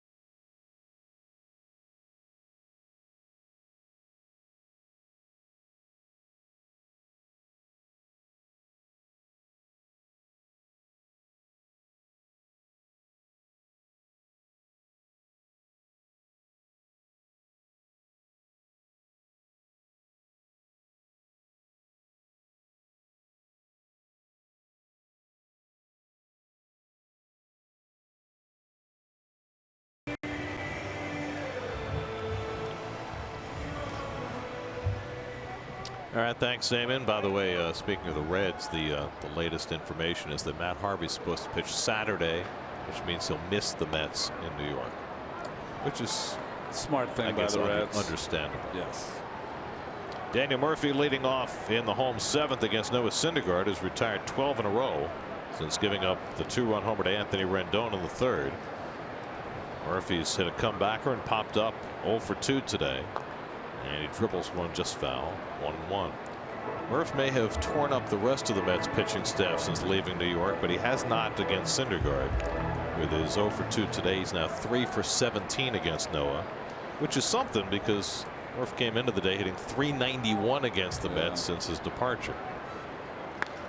But he takes one the other way, and now he registers one against Noah. It's equal opportunity for Murph. You're a Mets pitcher, he'll get a piece of you.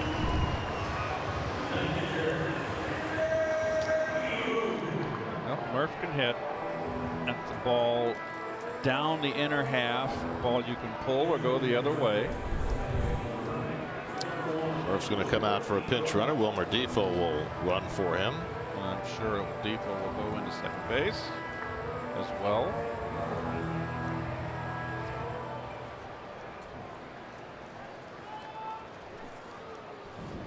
See if Defoe tries to steal a base. Yes. He's got 5 on the season. Paul Sewald, Jerry Blevins, both up in the Mets bullpen. Blevins pitched last night. Seawald was warming up when Reyes wound up throwing 48 pitches in the 8th inning last night. The Mets saved their 3 primary bullets, Lugo, Gazelman, and Swarzak. None of the 3 of them pitched in last night's game.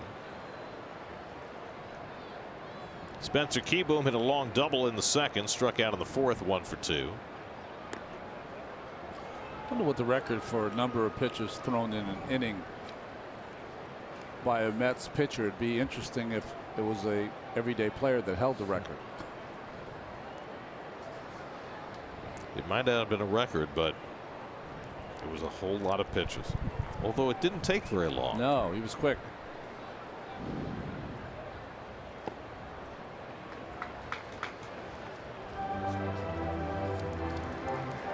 Ryan Zimmerman is out on deck. We have the pitcher spot due up next. Tommy Malone's work has been done for the day, and quite a nice effort it was. 7 innings, 1 run, 3 hits, 9 strikeouts.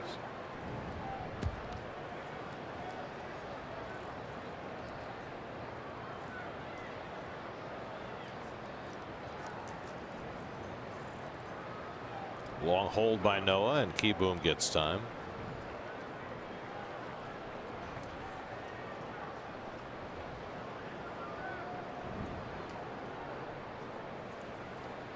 Defoe has 5 stolen bases this year. He's been caught twice.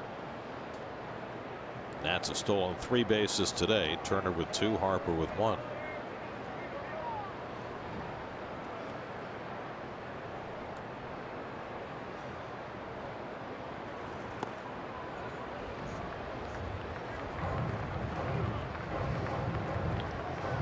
Well, those are the updated numbers. Syndergaard's given up 3 stolen bases today, despite the fact that this is only his 14th start. Only 1 pitcher in the league, and that would be his teammate Steven Matz, has given up more.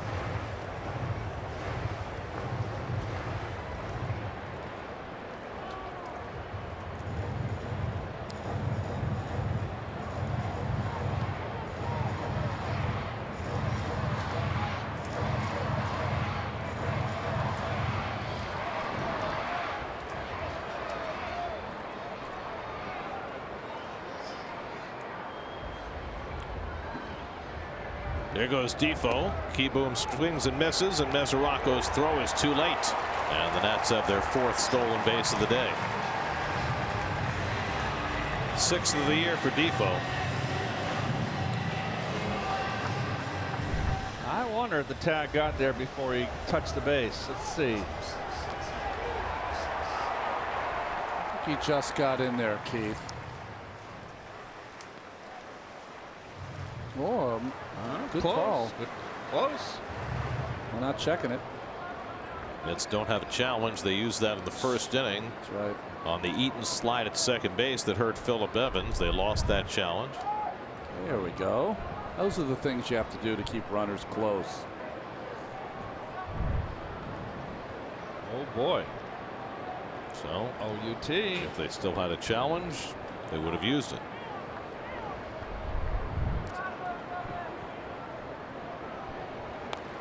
Push bunt back to Syndergaard. The runner's going to have to hold. I would imagine Keyboom was doing that on his own. Yeah, but still, you got a break. You got speed at second base.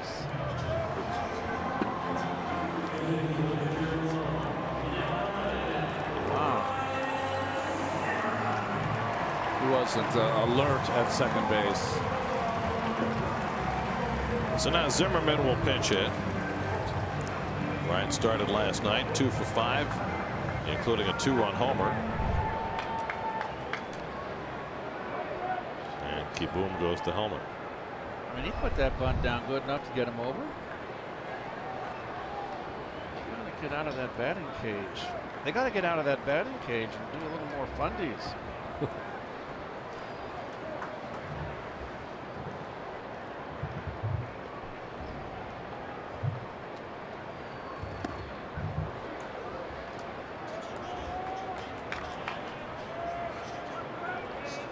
Zimmerman batting for Malone. Ball gets loose in left field, and Conforto retrieves it.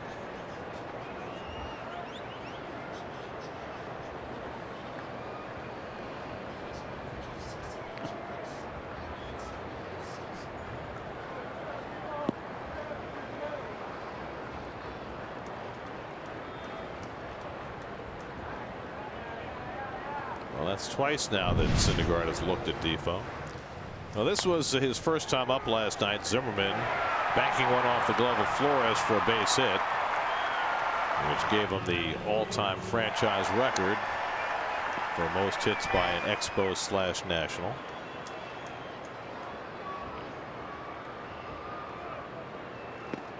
And I should note that they did eventually acknowledge the hit. They didn't do it at the time, but after the inning was over, they acknowledged. They had a whole video tribute to all of his accomplishments as a Nationals. It's just odd that they didn't do it in the moment. Yes. And at least flash the information for the fans of the ballpark. I think they fell asleep at the switch.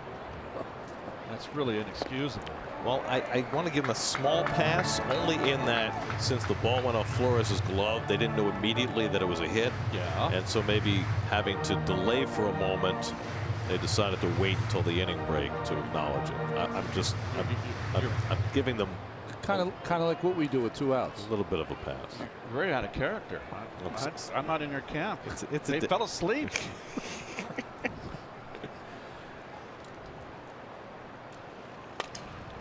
Toward the middle of the diamond, Rosario flashes over and throws out Zimmerman. 2 out. Defoe goes to third. Coming up tonight on Geico Sportsnet at 11 o'clock. All the highlights from around baseball. The Jets' new quarterback is signed and in camp. And yeah, the other guy. How many days in a row can you talk about the same guy? Every day. And it's, you know, it's a month before the season starts. Why don't we just not be disingenuous and just put a big OBJ for all 3? Write down OBJ.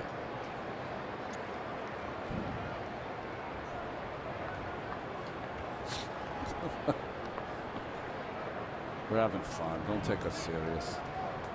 Adam Eaton, the batter, is 1 for 3 today. It's not beyond the realm that he could try to bunt for a hit. It's a good call. With 2 out and a runner at third.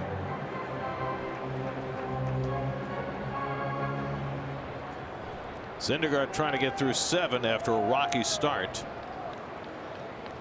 He's retired 14 of the last 15. And he does try to bunt, pops it up foul. 0-2. That's having a feel, Gary. Nice call.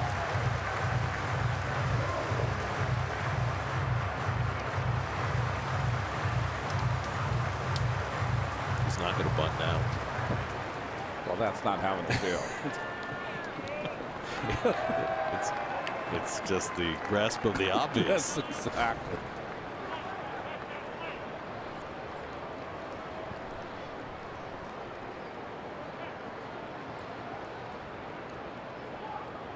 Defoe faking down the line, and Mesoraco knocks down the slider in the dirt. 1-2.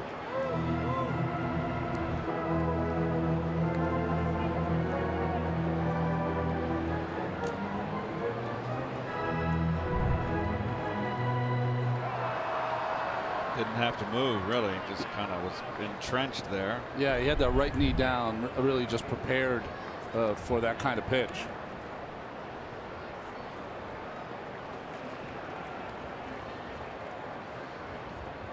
One-two coming. Another slider down toward his feet. 2-2.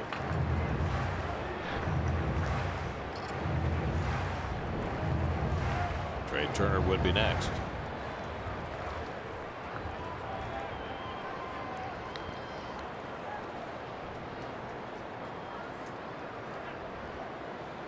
And Eaton, it's a soft ground ball in front of it. Reyes, side retired.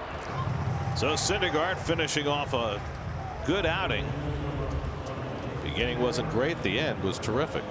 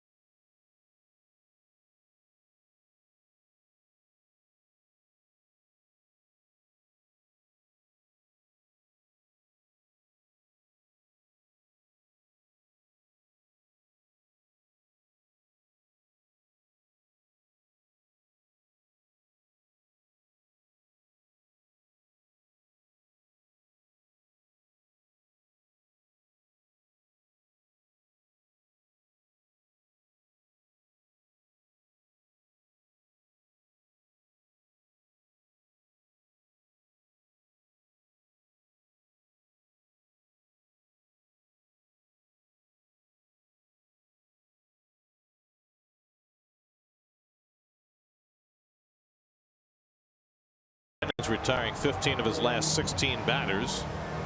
But the Mets down in this game 3-1 as we go to the 8th. There's the Ford leaderboard. Well, the Mets have won 7 times this year when they've trailed after 7. That's the most of any team in the National League. And they'll hope to do that against the Nationals bullpen. Wilmer Difo stays into play second base, and 37-year-old Ryan Madson is on to pitch. He's had a pretty amazing career. 724 games, 233 starts. Been a reliever for an awful long time. And he hasn't given up anything in his last 7 appearances. Yeah, it's been an up and down season for him, but better lately. They'll face the lower third of the order. Reyes, Mesoraco in the pitcher's spot in the top of the 8th. Reyes is accounted for the only Met run. He, batting right-handed, pulled a home run into the left field corner just inside the foul pole his last time up. And he takes a strike. That's all that Tommy Malone gave up over 7 innings. A run and 3 hits, no walks, 9 strikeouts for the former Met in his second start in his latest tour of duty with the Nationals, and it was a really good one. And Reyes launches this one out to right center field. Back for a look, and it's out of here. Jose Reyes with his second home run of the day. Reyes' third home run of the season, and the Mets are to within a run. It's 3-2. Reyes homering from both sides of the plate.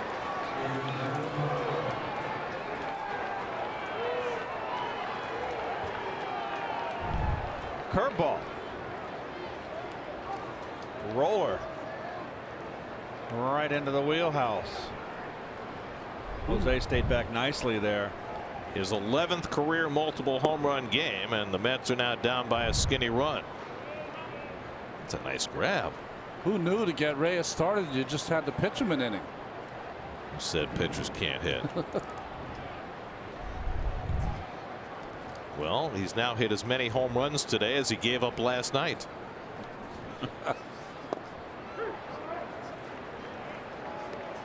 He'd like to have that batting average at where his ERA is.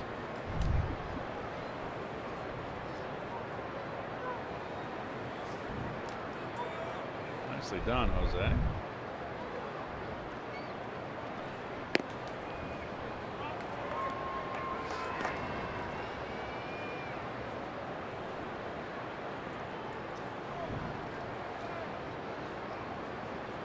That's the 3rd time as a Met that Reyes has hit home runs from both sides of the plate.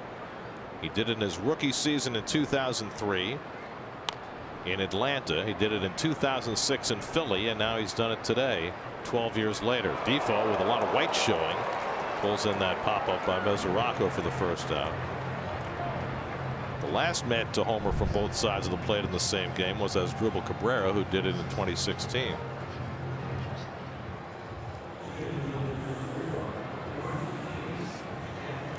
Popped out.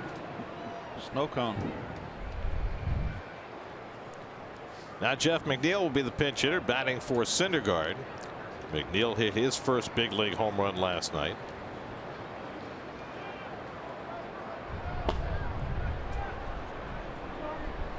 Sewald, Lugo, both up in the Mets bullpen. One of them will pitch the bottom of the 8th. Might depend on the score. And McNeil with a half swing. He went around.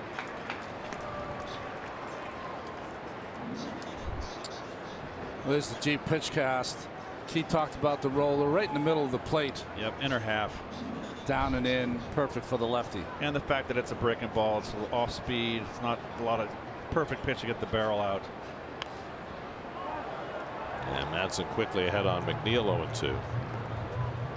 Today's starters brought to you by People's United Bank. Syndergaard and Malone both going 7. The difference, the Anthony Rendon 2-run homer. Reyes has gotten one of those runs back now. Syndergaard Malone matchup. Would you ever take Malone for the strikeouts? At it today. I wonder what the spread was. Keith can find it. Is that the kind of prop bet that they put out there now with the new legal betting? I have no idea. I have absolutely no idea. I'm sure if there's a will, there's a way. 1-2 coming, and McNeil fights it off. Madson's still throwing hard at age 37, almost 38. He'll be 38 later this month. Hey, you know, it's August. Brand new month. That's right. Well, the Mets in July. Game over? 12-12. Oh, right on it.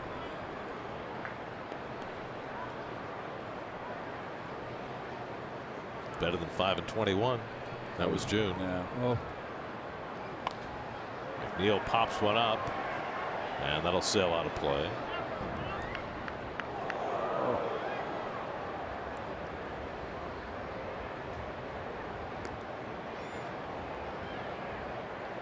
Step in the right direction anyway. See what August might bring.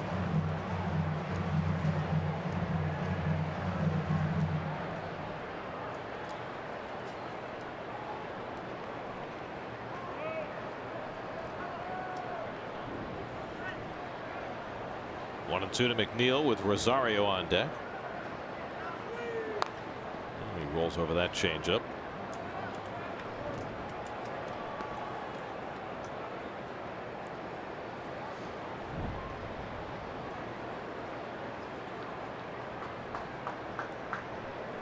Reyes' home run was the 4th given up by Madsen this season.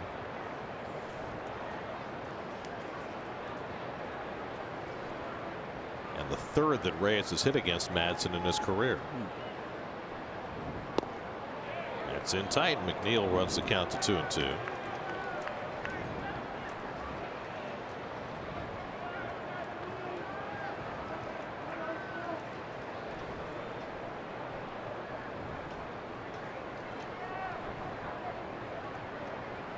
Eighth pitch of the at bat coming from Madsen.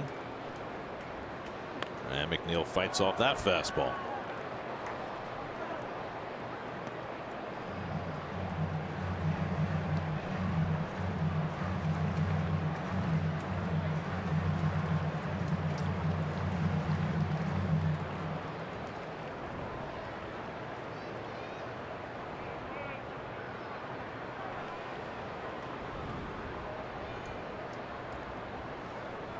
Again, the 2-2.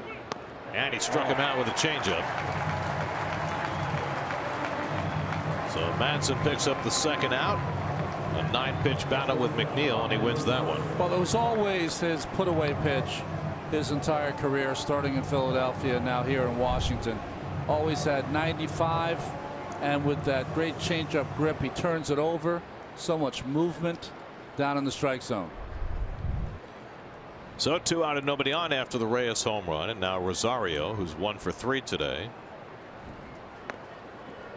This is the 1-year anniversary of Ahmed Rosario's major league debut, August 1st last year. Colorado? Is that where he made his debut? I don't know. I feel like it was Colorado.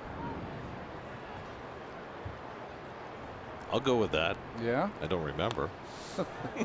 But I'll go with that. Where else do you want to make a debut if you're a hitter? The best Colorado debut I remember for a Met was Nick Evans. Remember that? Oh, that's right. He had 3 doubles in the first game he played in the big leagues. And for not a hitter, Colin McHugh. Right. Well, how about well, it wasn't his debut, but the Logan Verrett game at Coors Field. That's right. Turner throws out Rosario, inning over. Jose Reyes' 2nd home run of the day gets the Mets closer, 3-2 going to the bottom of the 8th.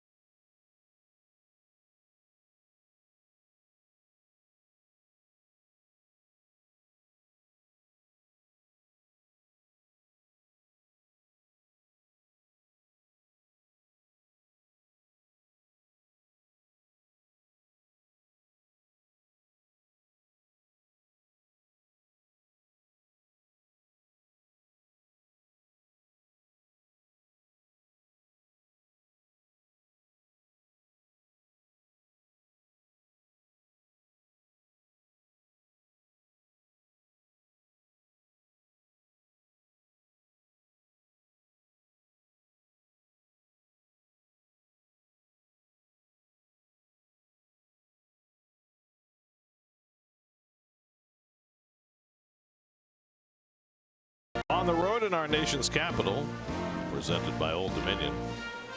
What facts would you like to know? Well, U.S. Capitol since 1790. Herbert Hoover wanted to put a chicken in every pot, a car in every garage, and a gator in the Oval Office. It's true. Gators. He had alligators, but then so did John Quincy Adams. Really? He had a pet alligator. It was a gift from the Marquis de Lafayette.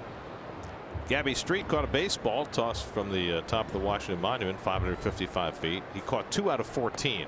Just so we're clear, he didn't catch the first one. Okay. Got to watch your dome, huh? It's a long way down. Think of the acceleration, 32 feet per second. Yeah. Lugo working on 2 days rest. I feel like I should talk about him like a starter because of how he's been used. But here you want to use one of your best relievers to keep this game at a run if you can. 2 scoreless innings behind Zach Wheeler on Sunday, and the Mets 1-0 win in Pittsburgh. And trying to keep it right where it is. The Mets will have Jackson, Flores, and Conforto coming up in the 9th.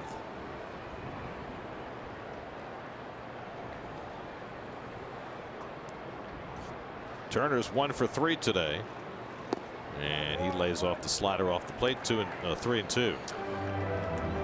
One thing I noticed about his outing earlier in Pittsburgh before the Sunday outing, he was using a slider a lot as opposed to the curveball. Like he couldn't throw that curve for a strike that day. Behind the bag, Reyes in good position. Low throw, and Flores doesn't catch it. And Turner's safe at first. Reyes made a nice play, but Flores couldn't come up with the connection at the other end.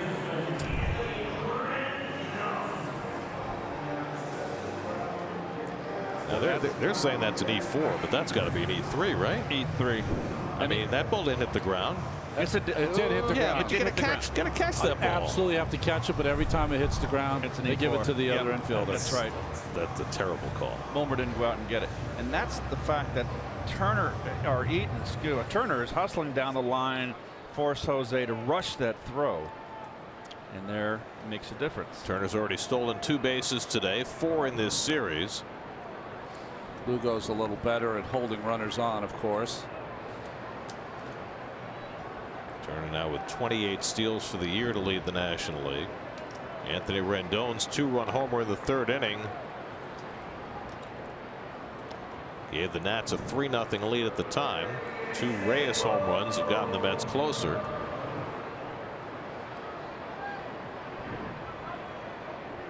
And now Lugo with some heavy lifting to do with Turner aboard, Rendon at the plate, and Harper on deck.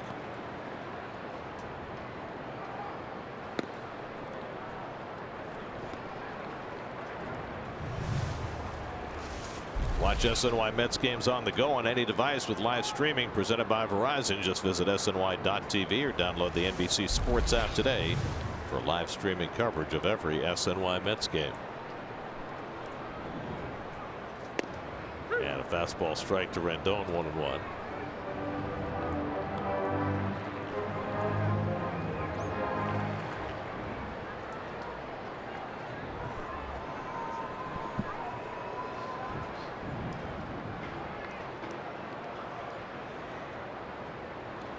That one's in the dirt, and Wilmer picks it out.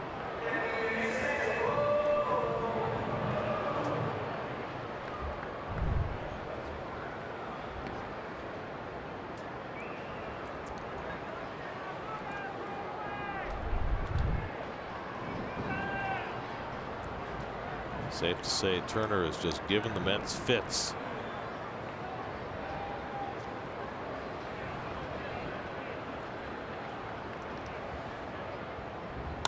Rendon drives one to left center, but cutting across Jackson to pick it off for the out. So Rendon hit it hard. That's the first out of the inning. It's a changeup to reality dating as best friends scout social media to draft a perfect date. Don't miss an all-new episode of Prospects, presented by Bullmore Lanes tonight at 6:30 p.m. right here on SNY.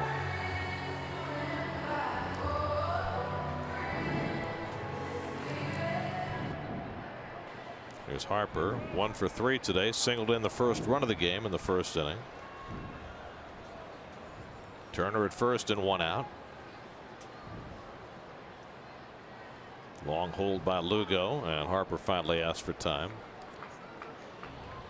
Well, up to the minute, there are your stolen base leaders in the National League, led by Turner. When we were in Pittsburgh, Marte was leading the league. Yeah. Now we're in Washington, and Turner's leading the league. Turner leads the league in all of baseball, too. Jose Ramirez has 25 in the American League. I mean, when we're done with the Braves over the weekend, Inciarte will lead the league? Maybe.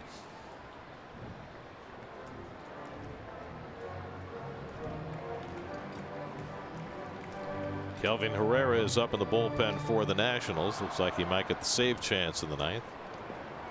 After Ryan Madsen gave up a run in the 8th.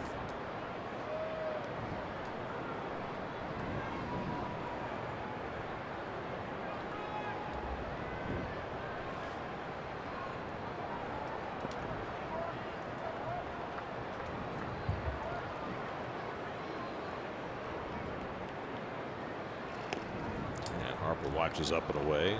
Change up 2-0.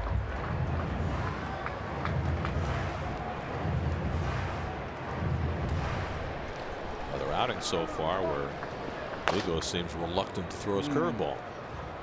Such a strange thing, don't you think? That's driven to left center, and this one's going to be down for a base hit. Turner will go first to third as Jackson gets it in. Harper trying for second, and he makes it without a throw. It's a double for Harper, and the Nats have second and third and 1 out. Well, to me, that was the wrong choice by Jackson. When he got that ball, it should have been fired into second base to try to cut down Harper. Right. He threw it to the cutoff man.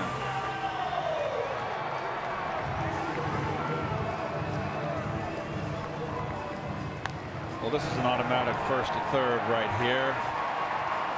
And it's good hustle by Harper on the back side.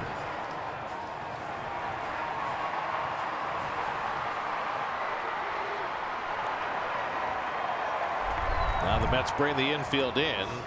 First base is open. Soto at the plate. Adams on deck, and they're going to pitch to Soto. And a first pitch curveball is down for ball 1. Well, you got back-to-back left-handers.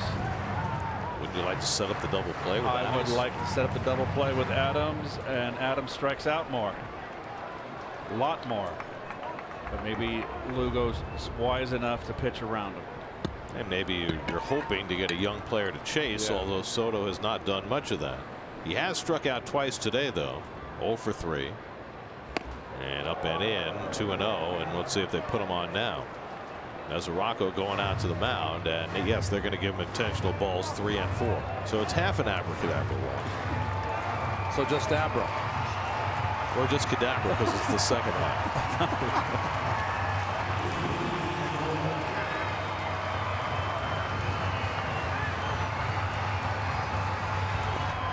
Well, this left-handed hitter, Matt Adams, has gotten big hits for his Nationals team all year.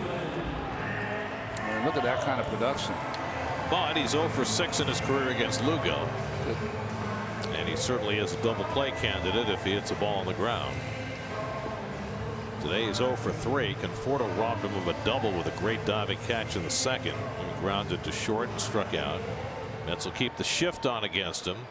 3 infielders on the right side, making that double play a little more awkward.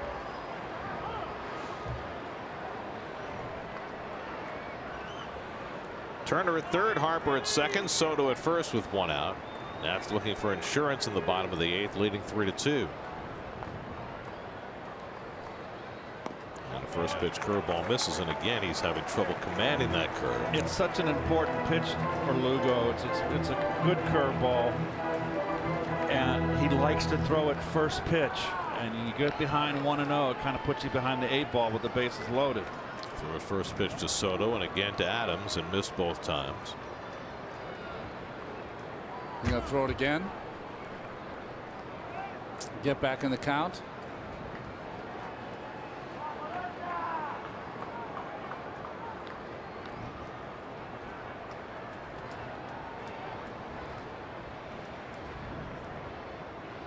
Fastball away. Now it's 2-0.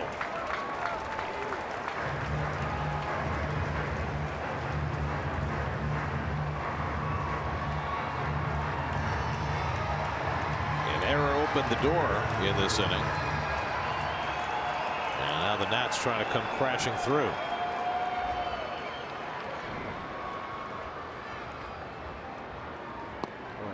And he gets the 2-0 slider in for a strike.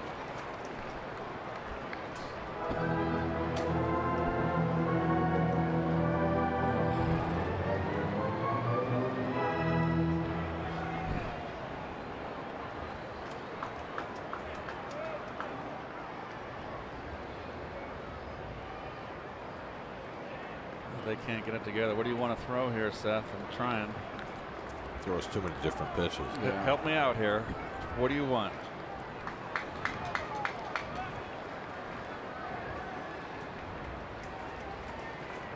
Another changeup.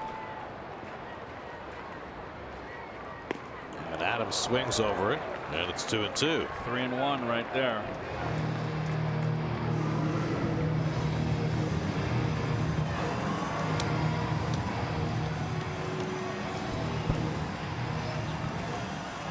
Adams homered last night in the 8th inning. That was against Reyes.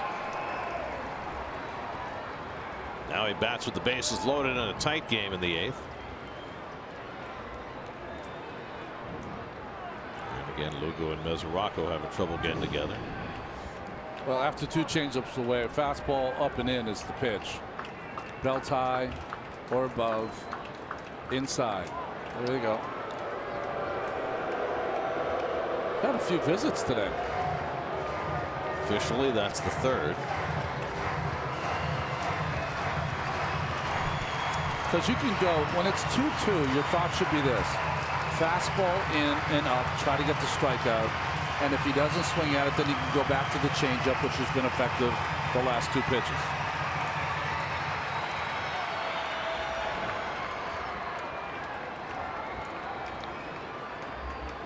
Two.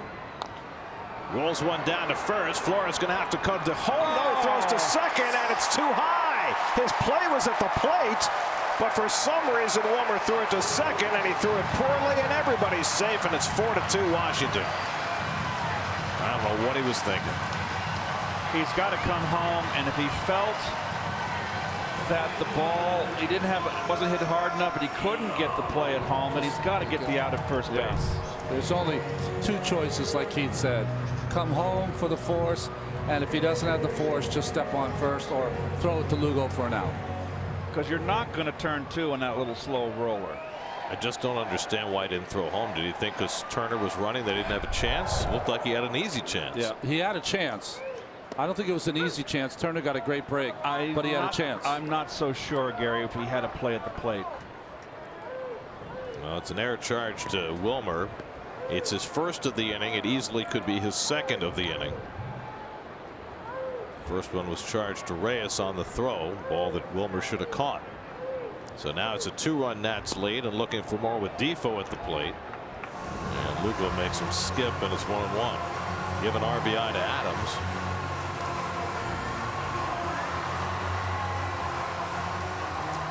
And poor defense hurting the Mets for the umpteenth time this year.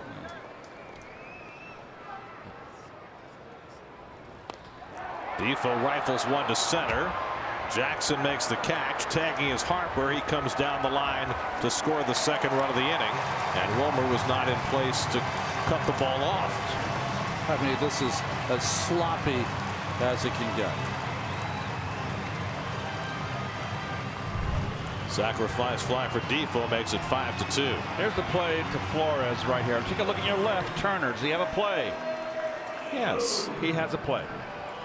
He has a play.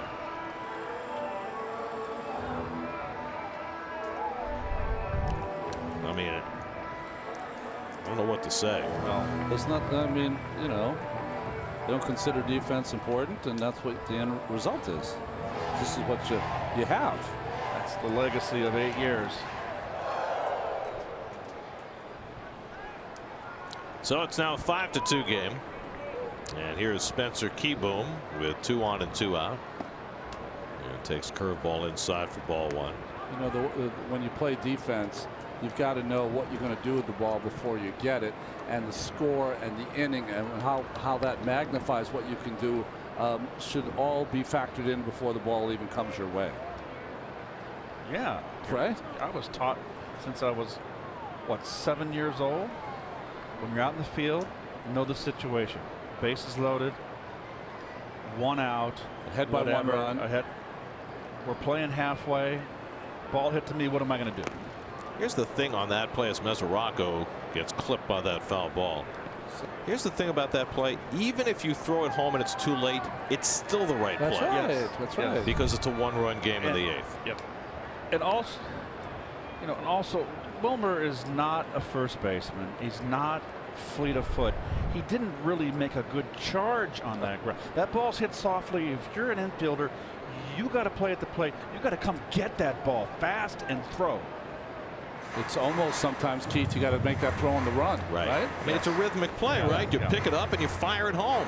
It seems like the simplest thing to do instead of trying to make a half turn to make a weak throw to second.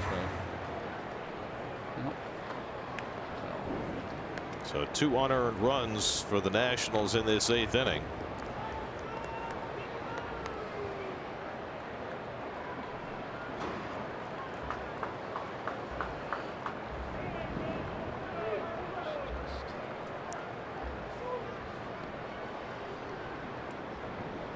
One and one to Keyboom, and the curveball popped up into shallow right center.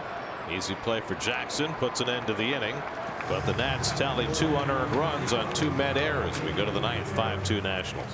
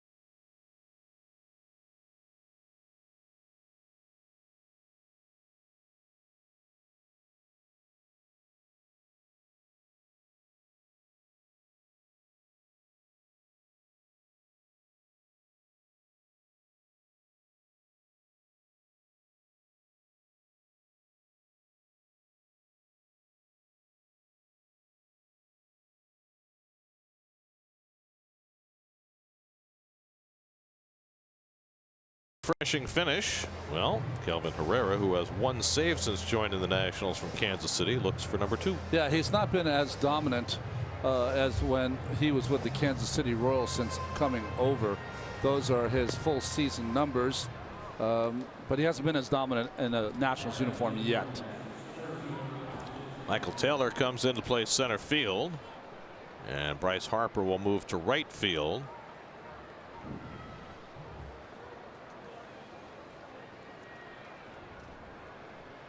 So Eaton is out of the game.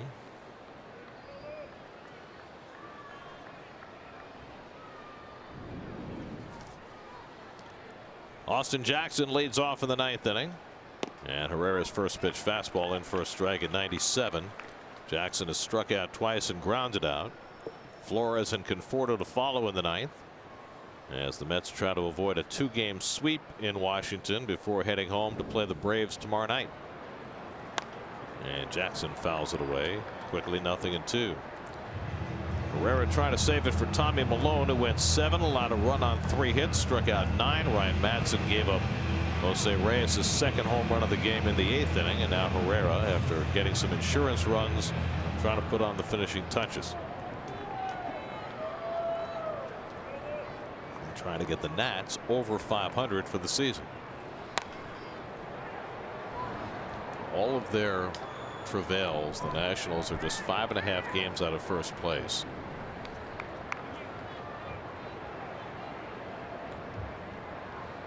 So they have not played any kind of solid baseball for their manager Dave Martinez yet, and they're still in it. Phillies are off today, so if they win, they'll be 5 out. Herrera strikes out Jackson with a slider for the first out of the 9th. We'll check in with the studio. WB Mason post-game live. Gary Apple, Nelson Figueroa, what you got?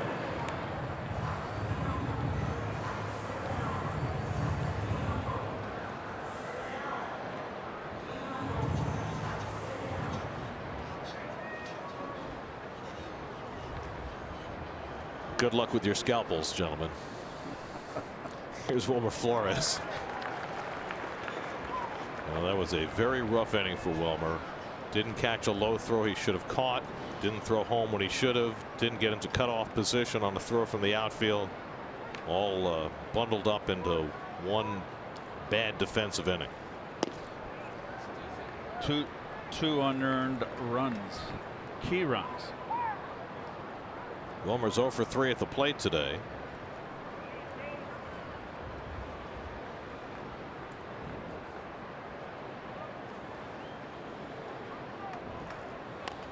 And he fouls one off. A ball and 2 strikes. Mets will have Jason Vargas on the mound tomorrow night for the first of 4 against the Braves, as the Mets face the hard throwing right-hander Mike Foltynewicz.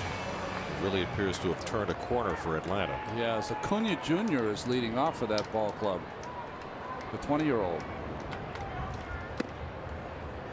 2-2 to Flores. Drive around the majors brought to you by Audi. Another rough outing for Sonny Gray amidst the raindrops at Yankee Stadium. 6 day games today on the docket.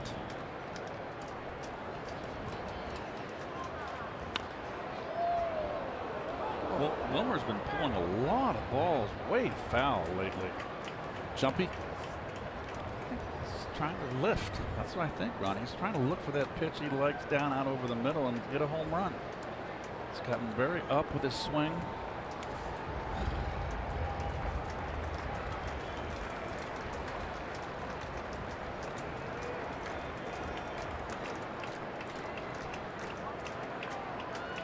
Two to Flores, and Wilmer drives one deep left field. Back goes Soto near the wall, leaps, and he tips it over the wall. It's a home run. Wilmer Flores with his 10th home run of the year, as Soto got his glove up on it and dunked it over the fence. The Mets' 3rd home run of the day, and it cuts the Nats' lead to 5-3. Oh, those 2 runs now. He almost makes a spectacular catch. It was in his glove and popped out and clipped over the wall. How about that?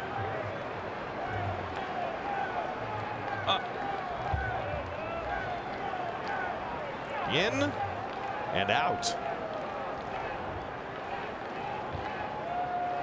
He could hardly believe it. That's your practice for your basketball line right there, Gary. In and out. Getting ready for Seton Hall. Halfway down.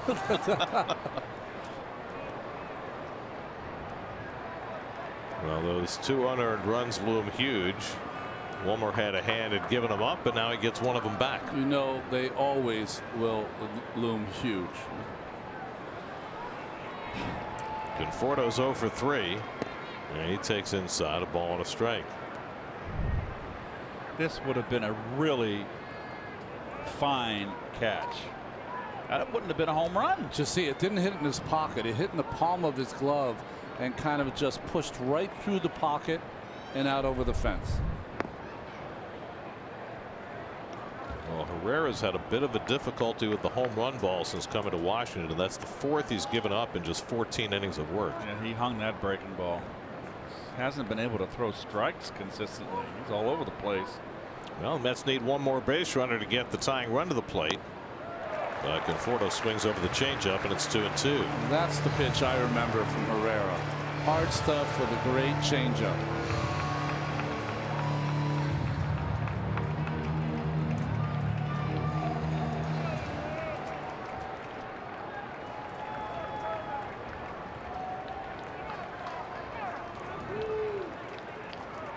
Two to Conforto, and he drives one to right center field. Taylor's not going to get this one. It's up the gap and going to the wall. And Conforto pulls into second base with a 1-out double, and the Mets will get the tying run to bat in the ninth with Bautista coming up. So back-to-back extra base hits. Flores home run, Conforto double. Good stroke right here, short and quick. This was a laser beam out there.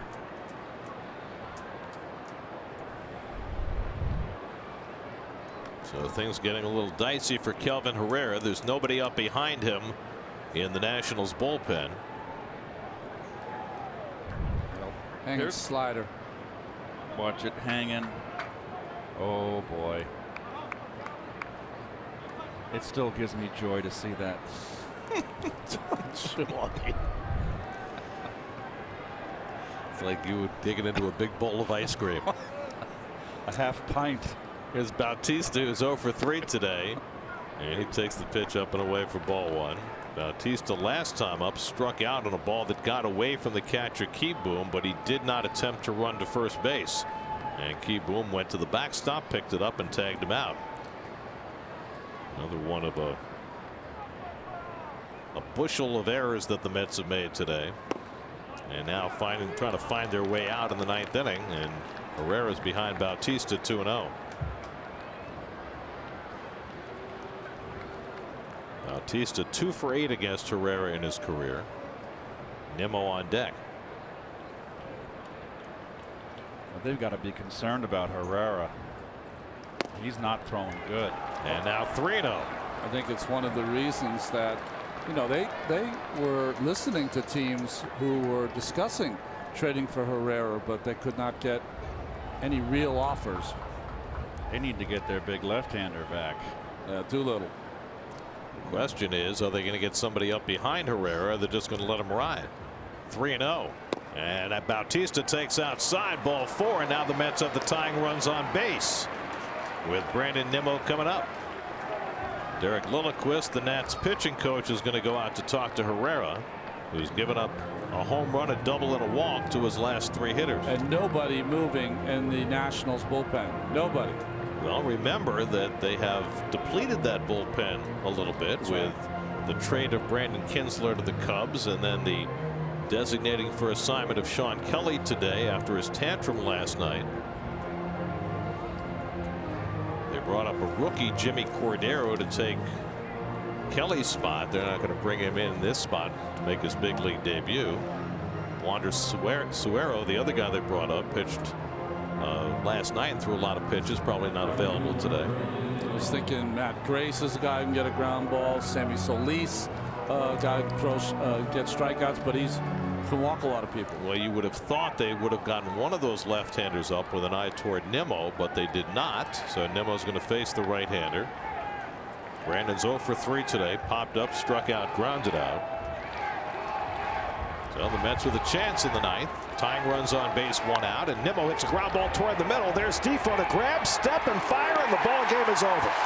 Just like that, a 4-4-3 double play, and Herrera gets through the ninth, and the Nats sweep the 2-game series behind 7 strong innings from the former Met Tommy Milone as Washington wins it 5-3. Well, Syndergaard pitched a solid game, 7 innings and 3 runs, a 2-run home run by Anthony Rendon. The difference, but Tommy Milone was at his best. 9 strikeouts, just 1 short of his career high. Change up on the first pitch.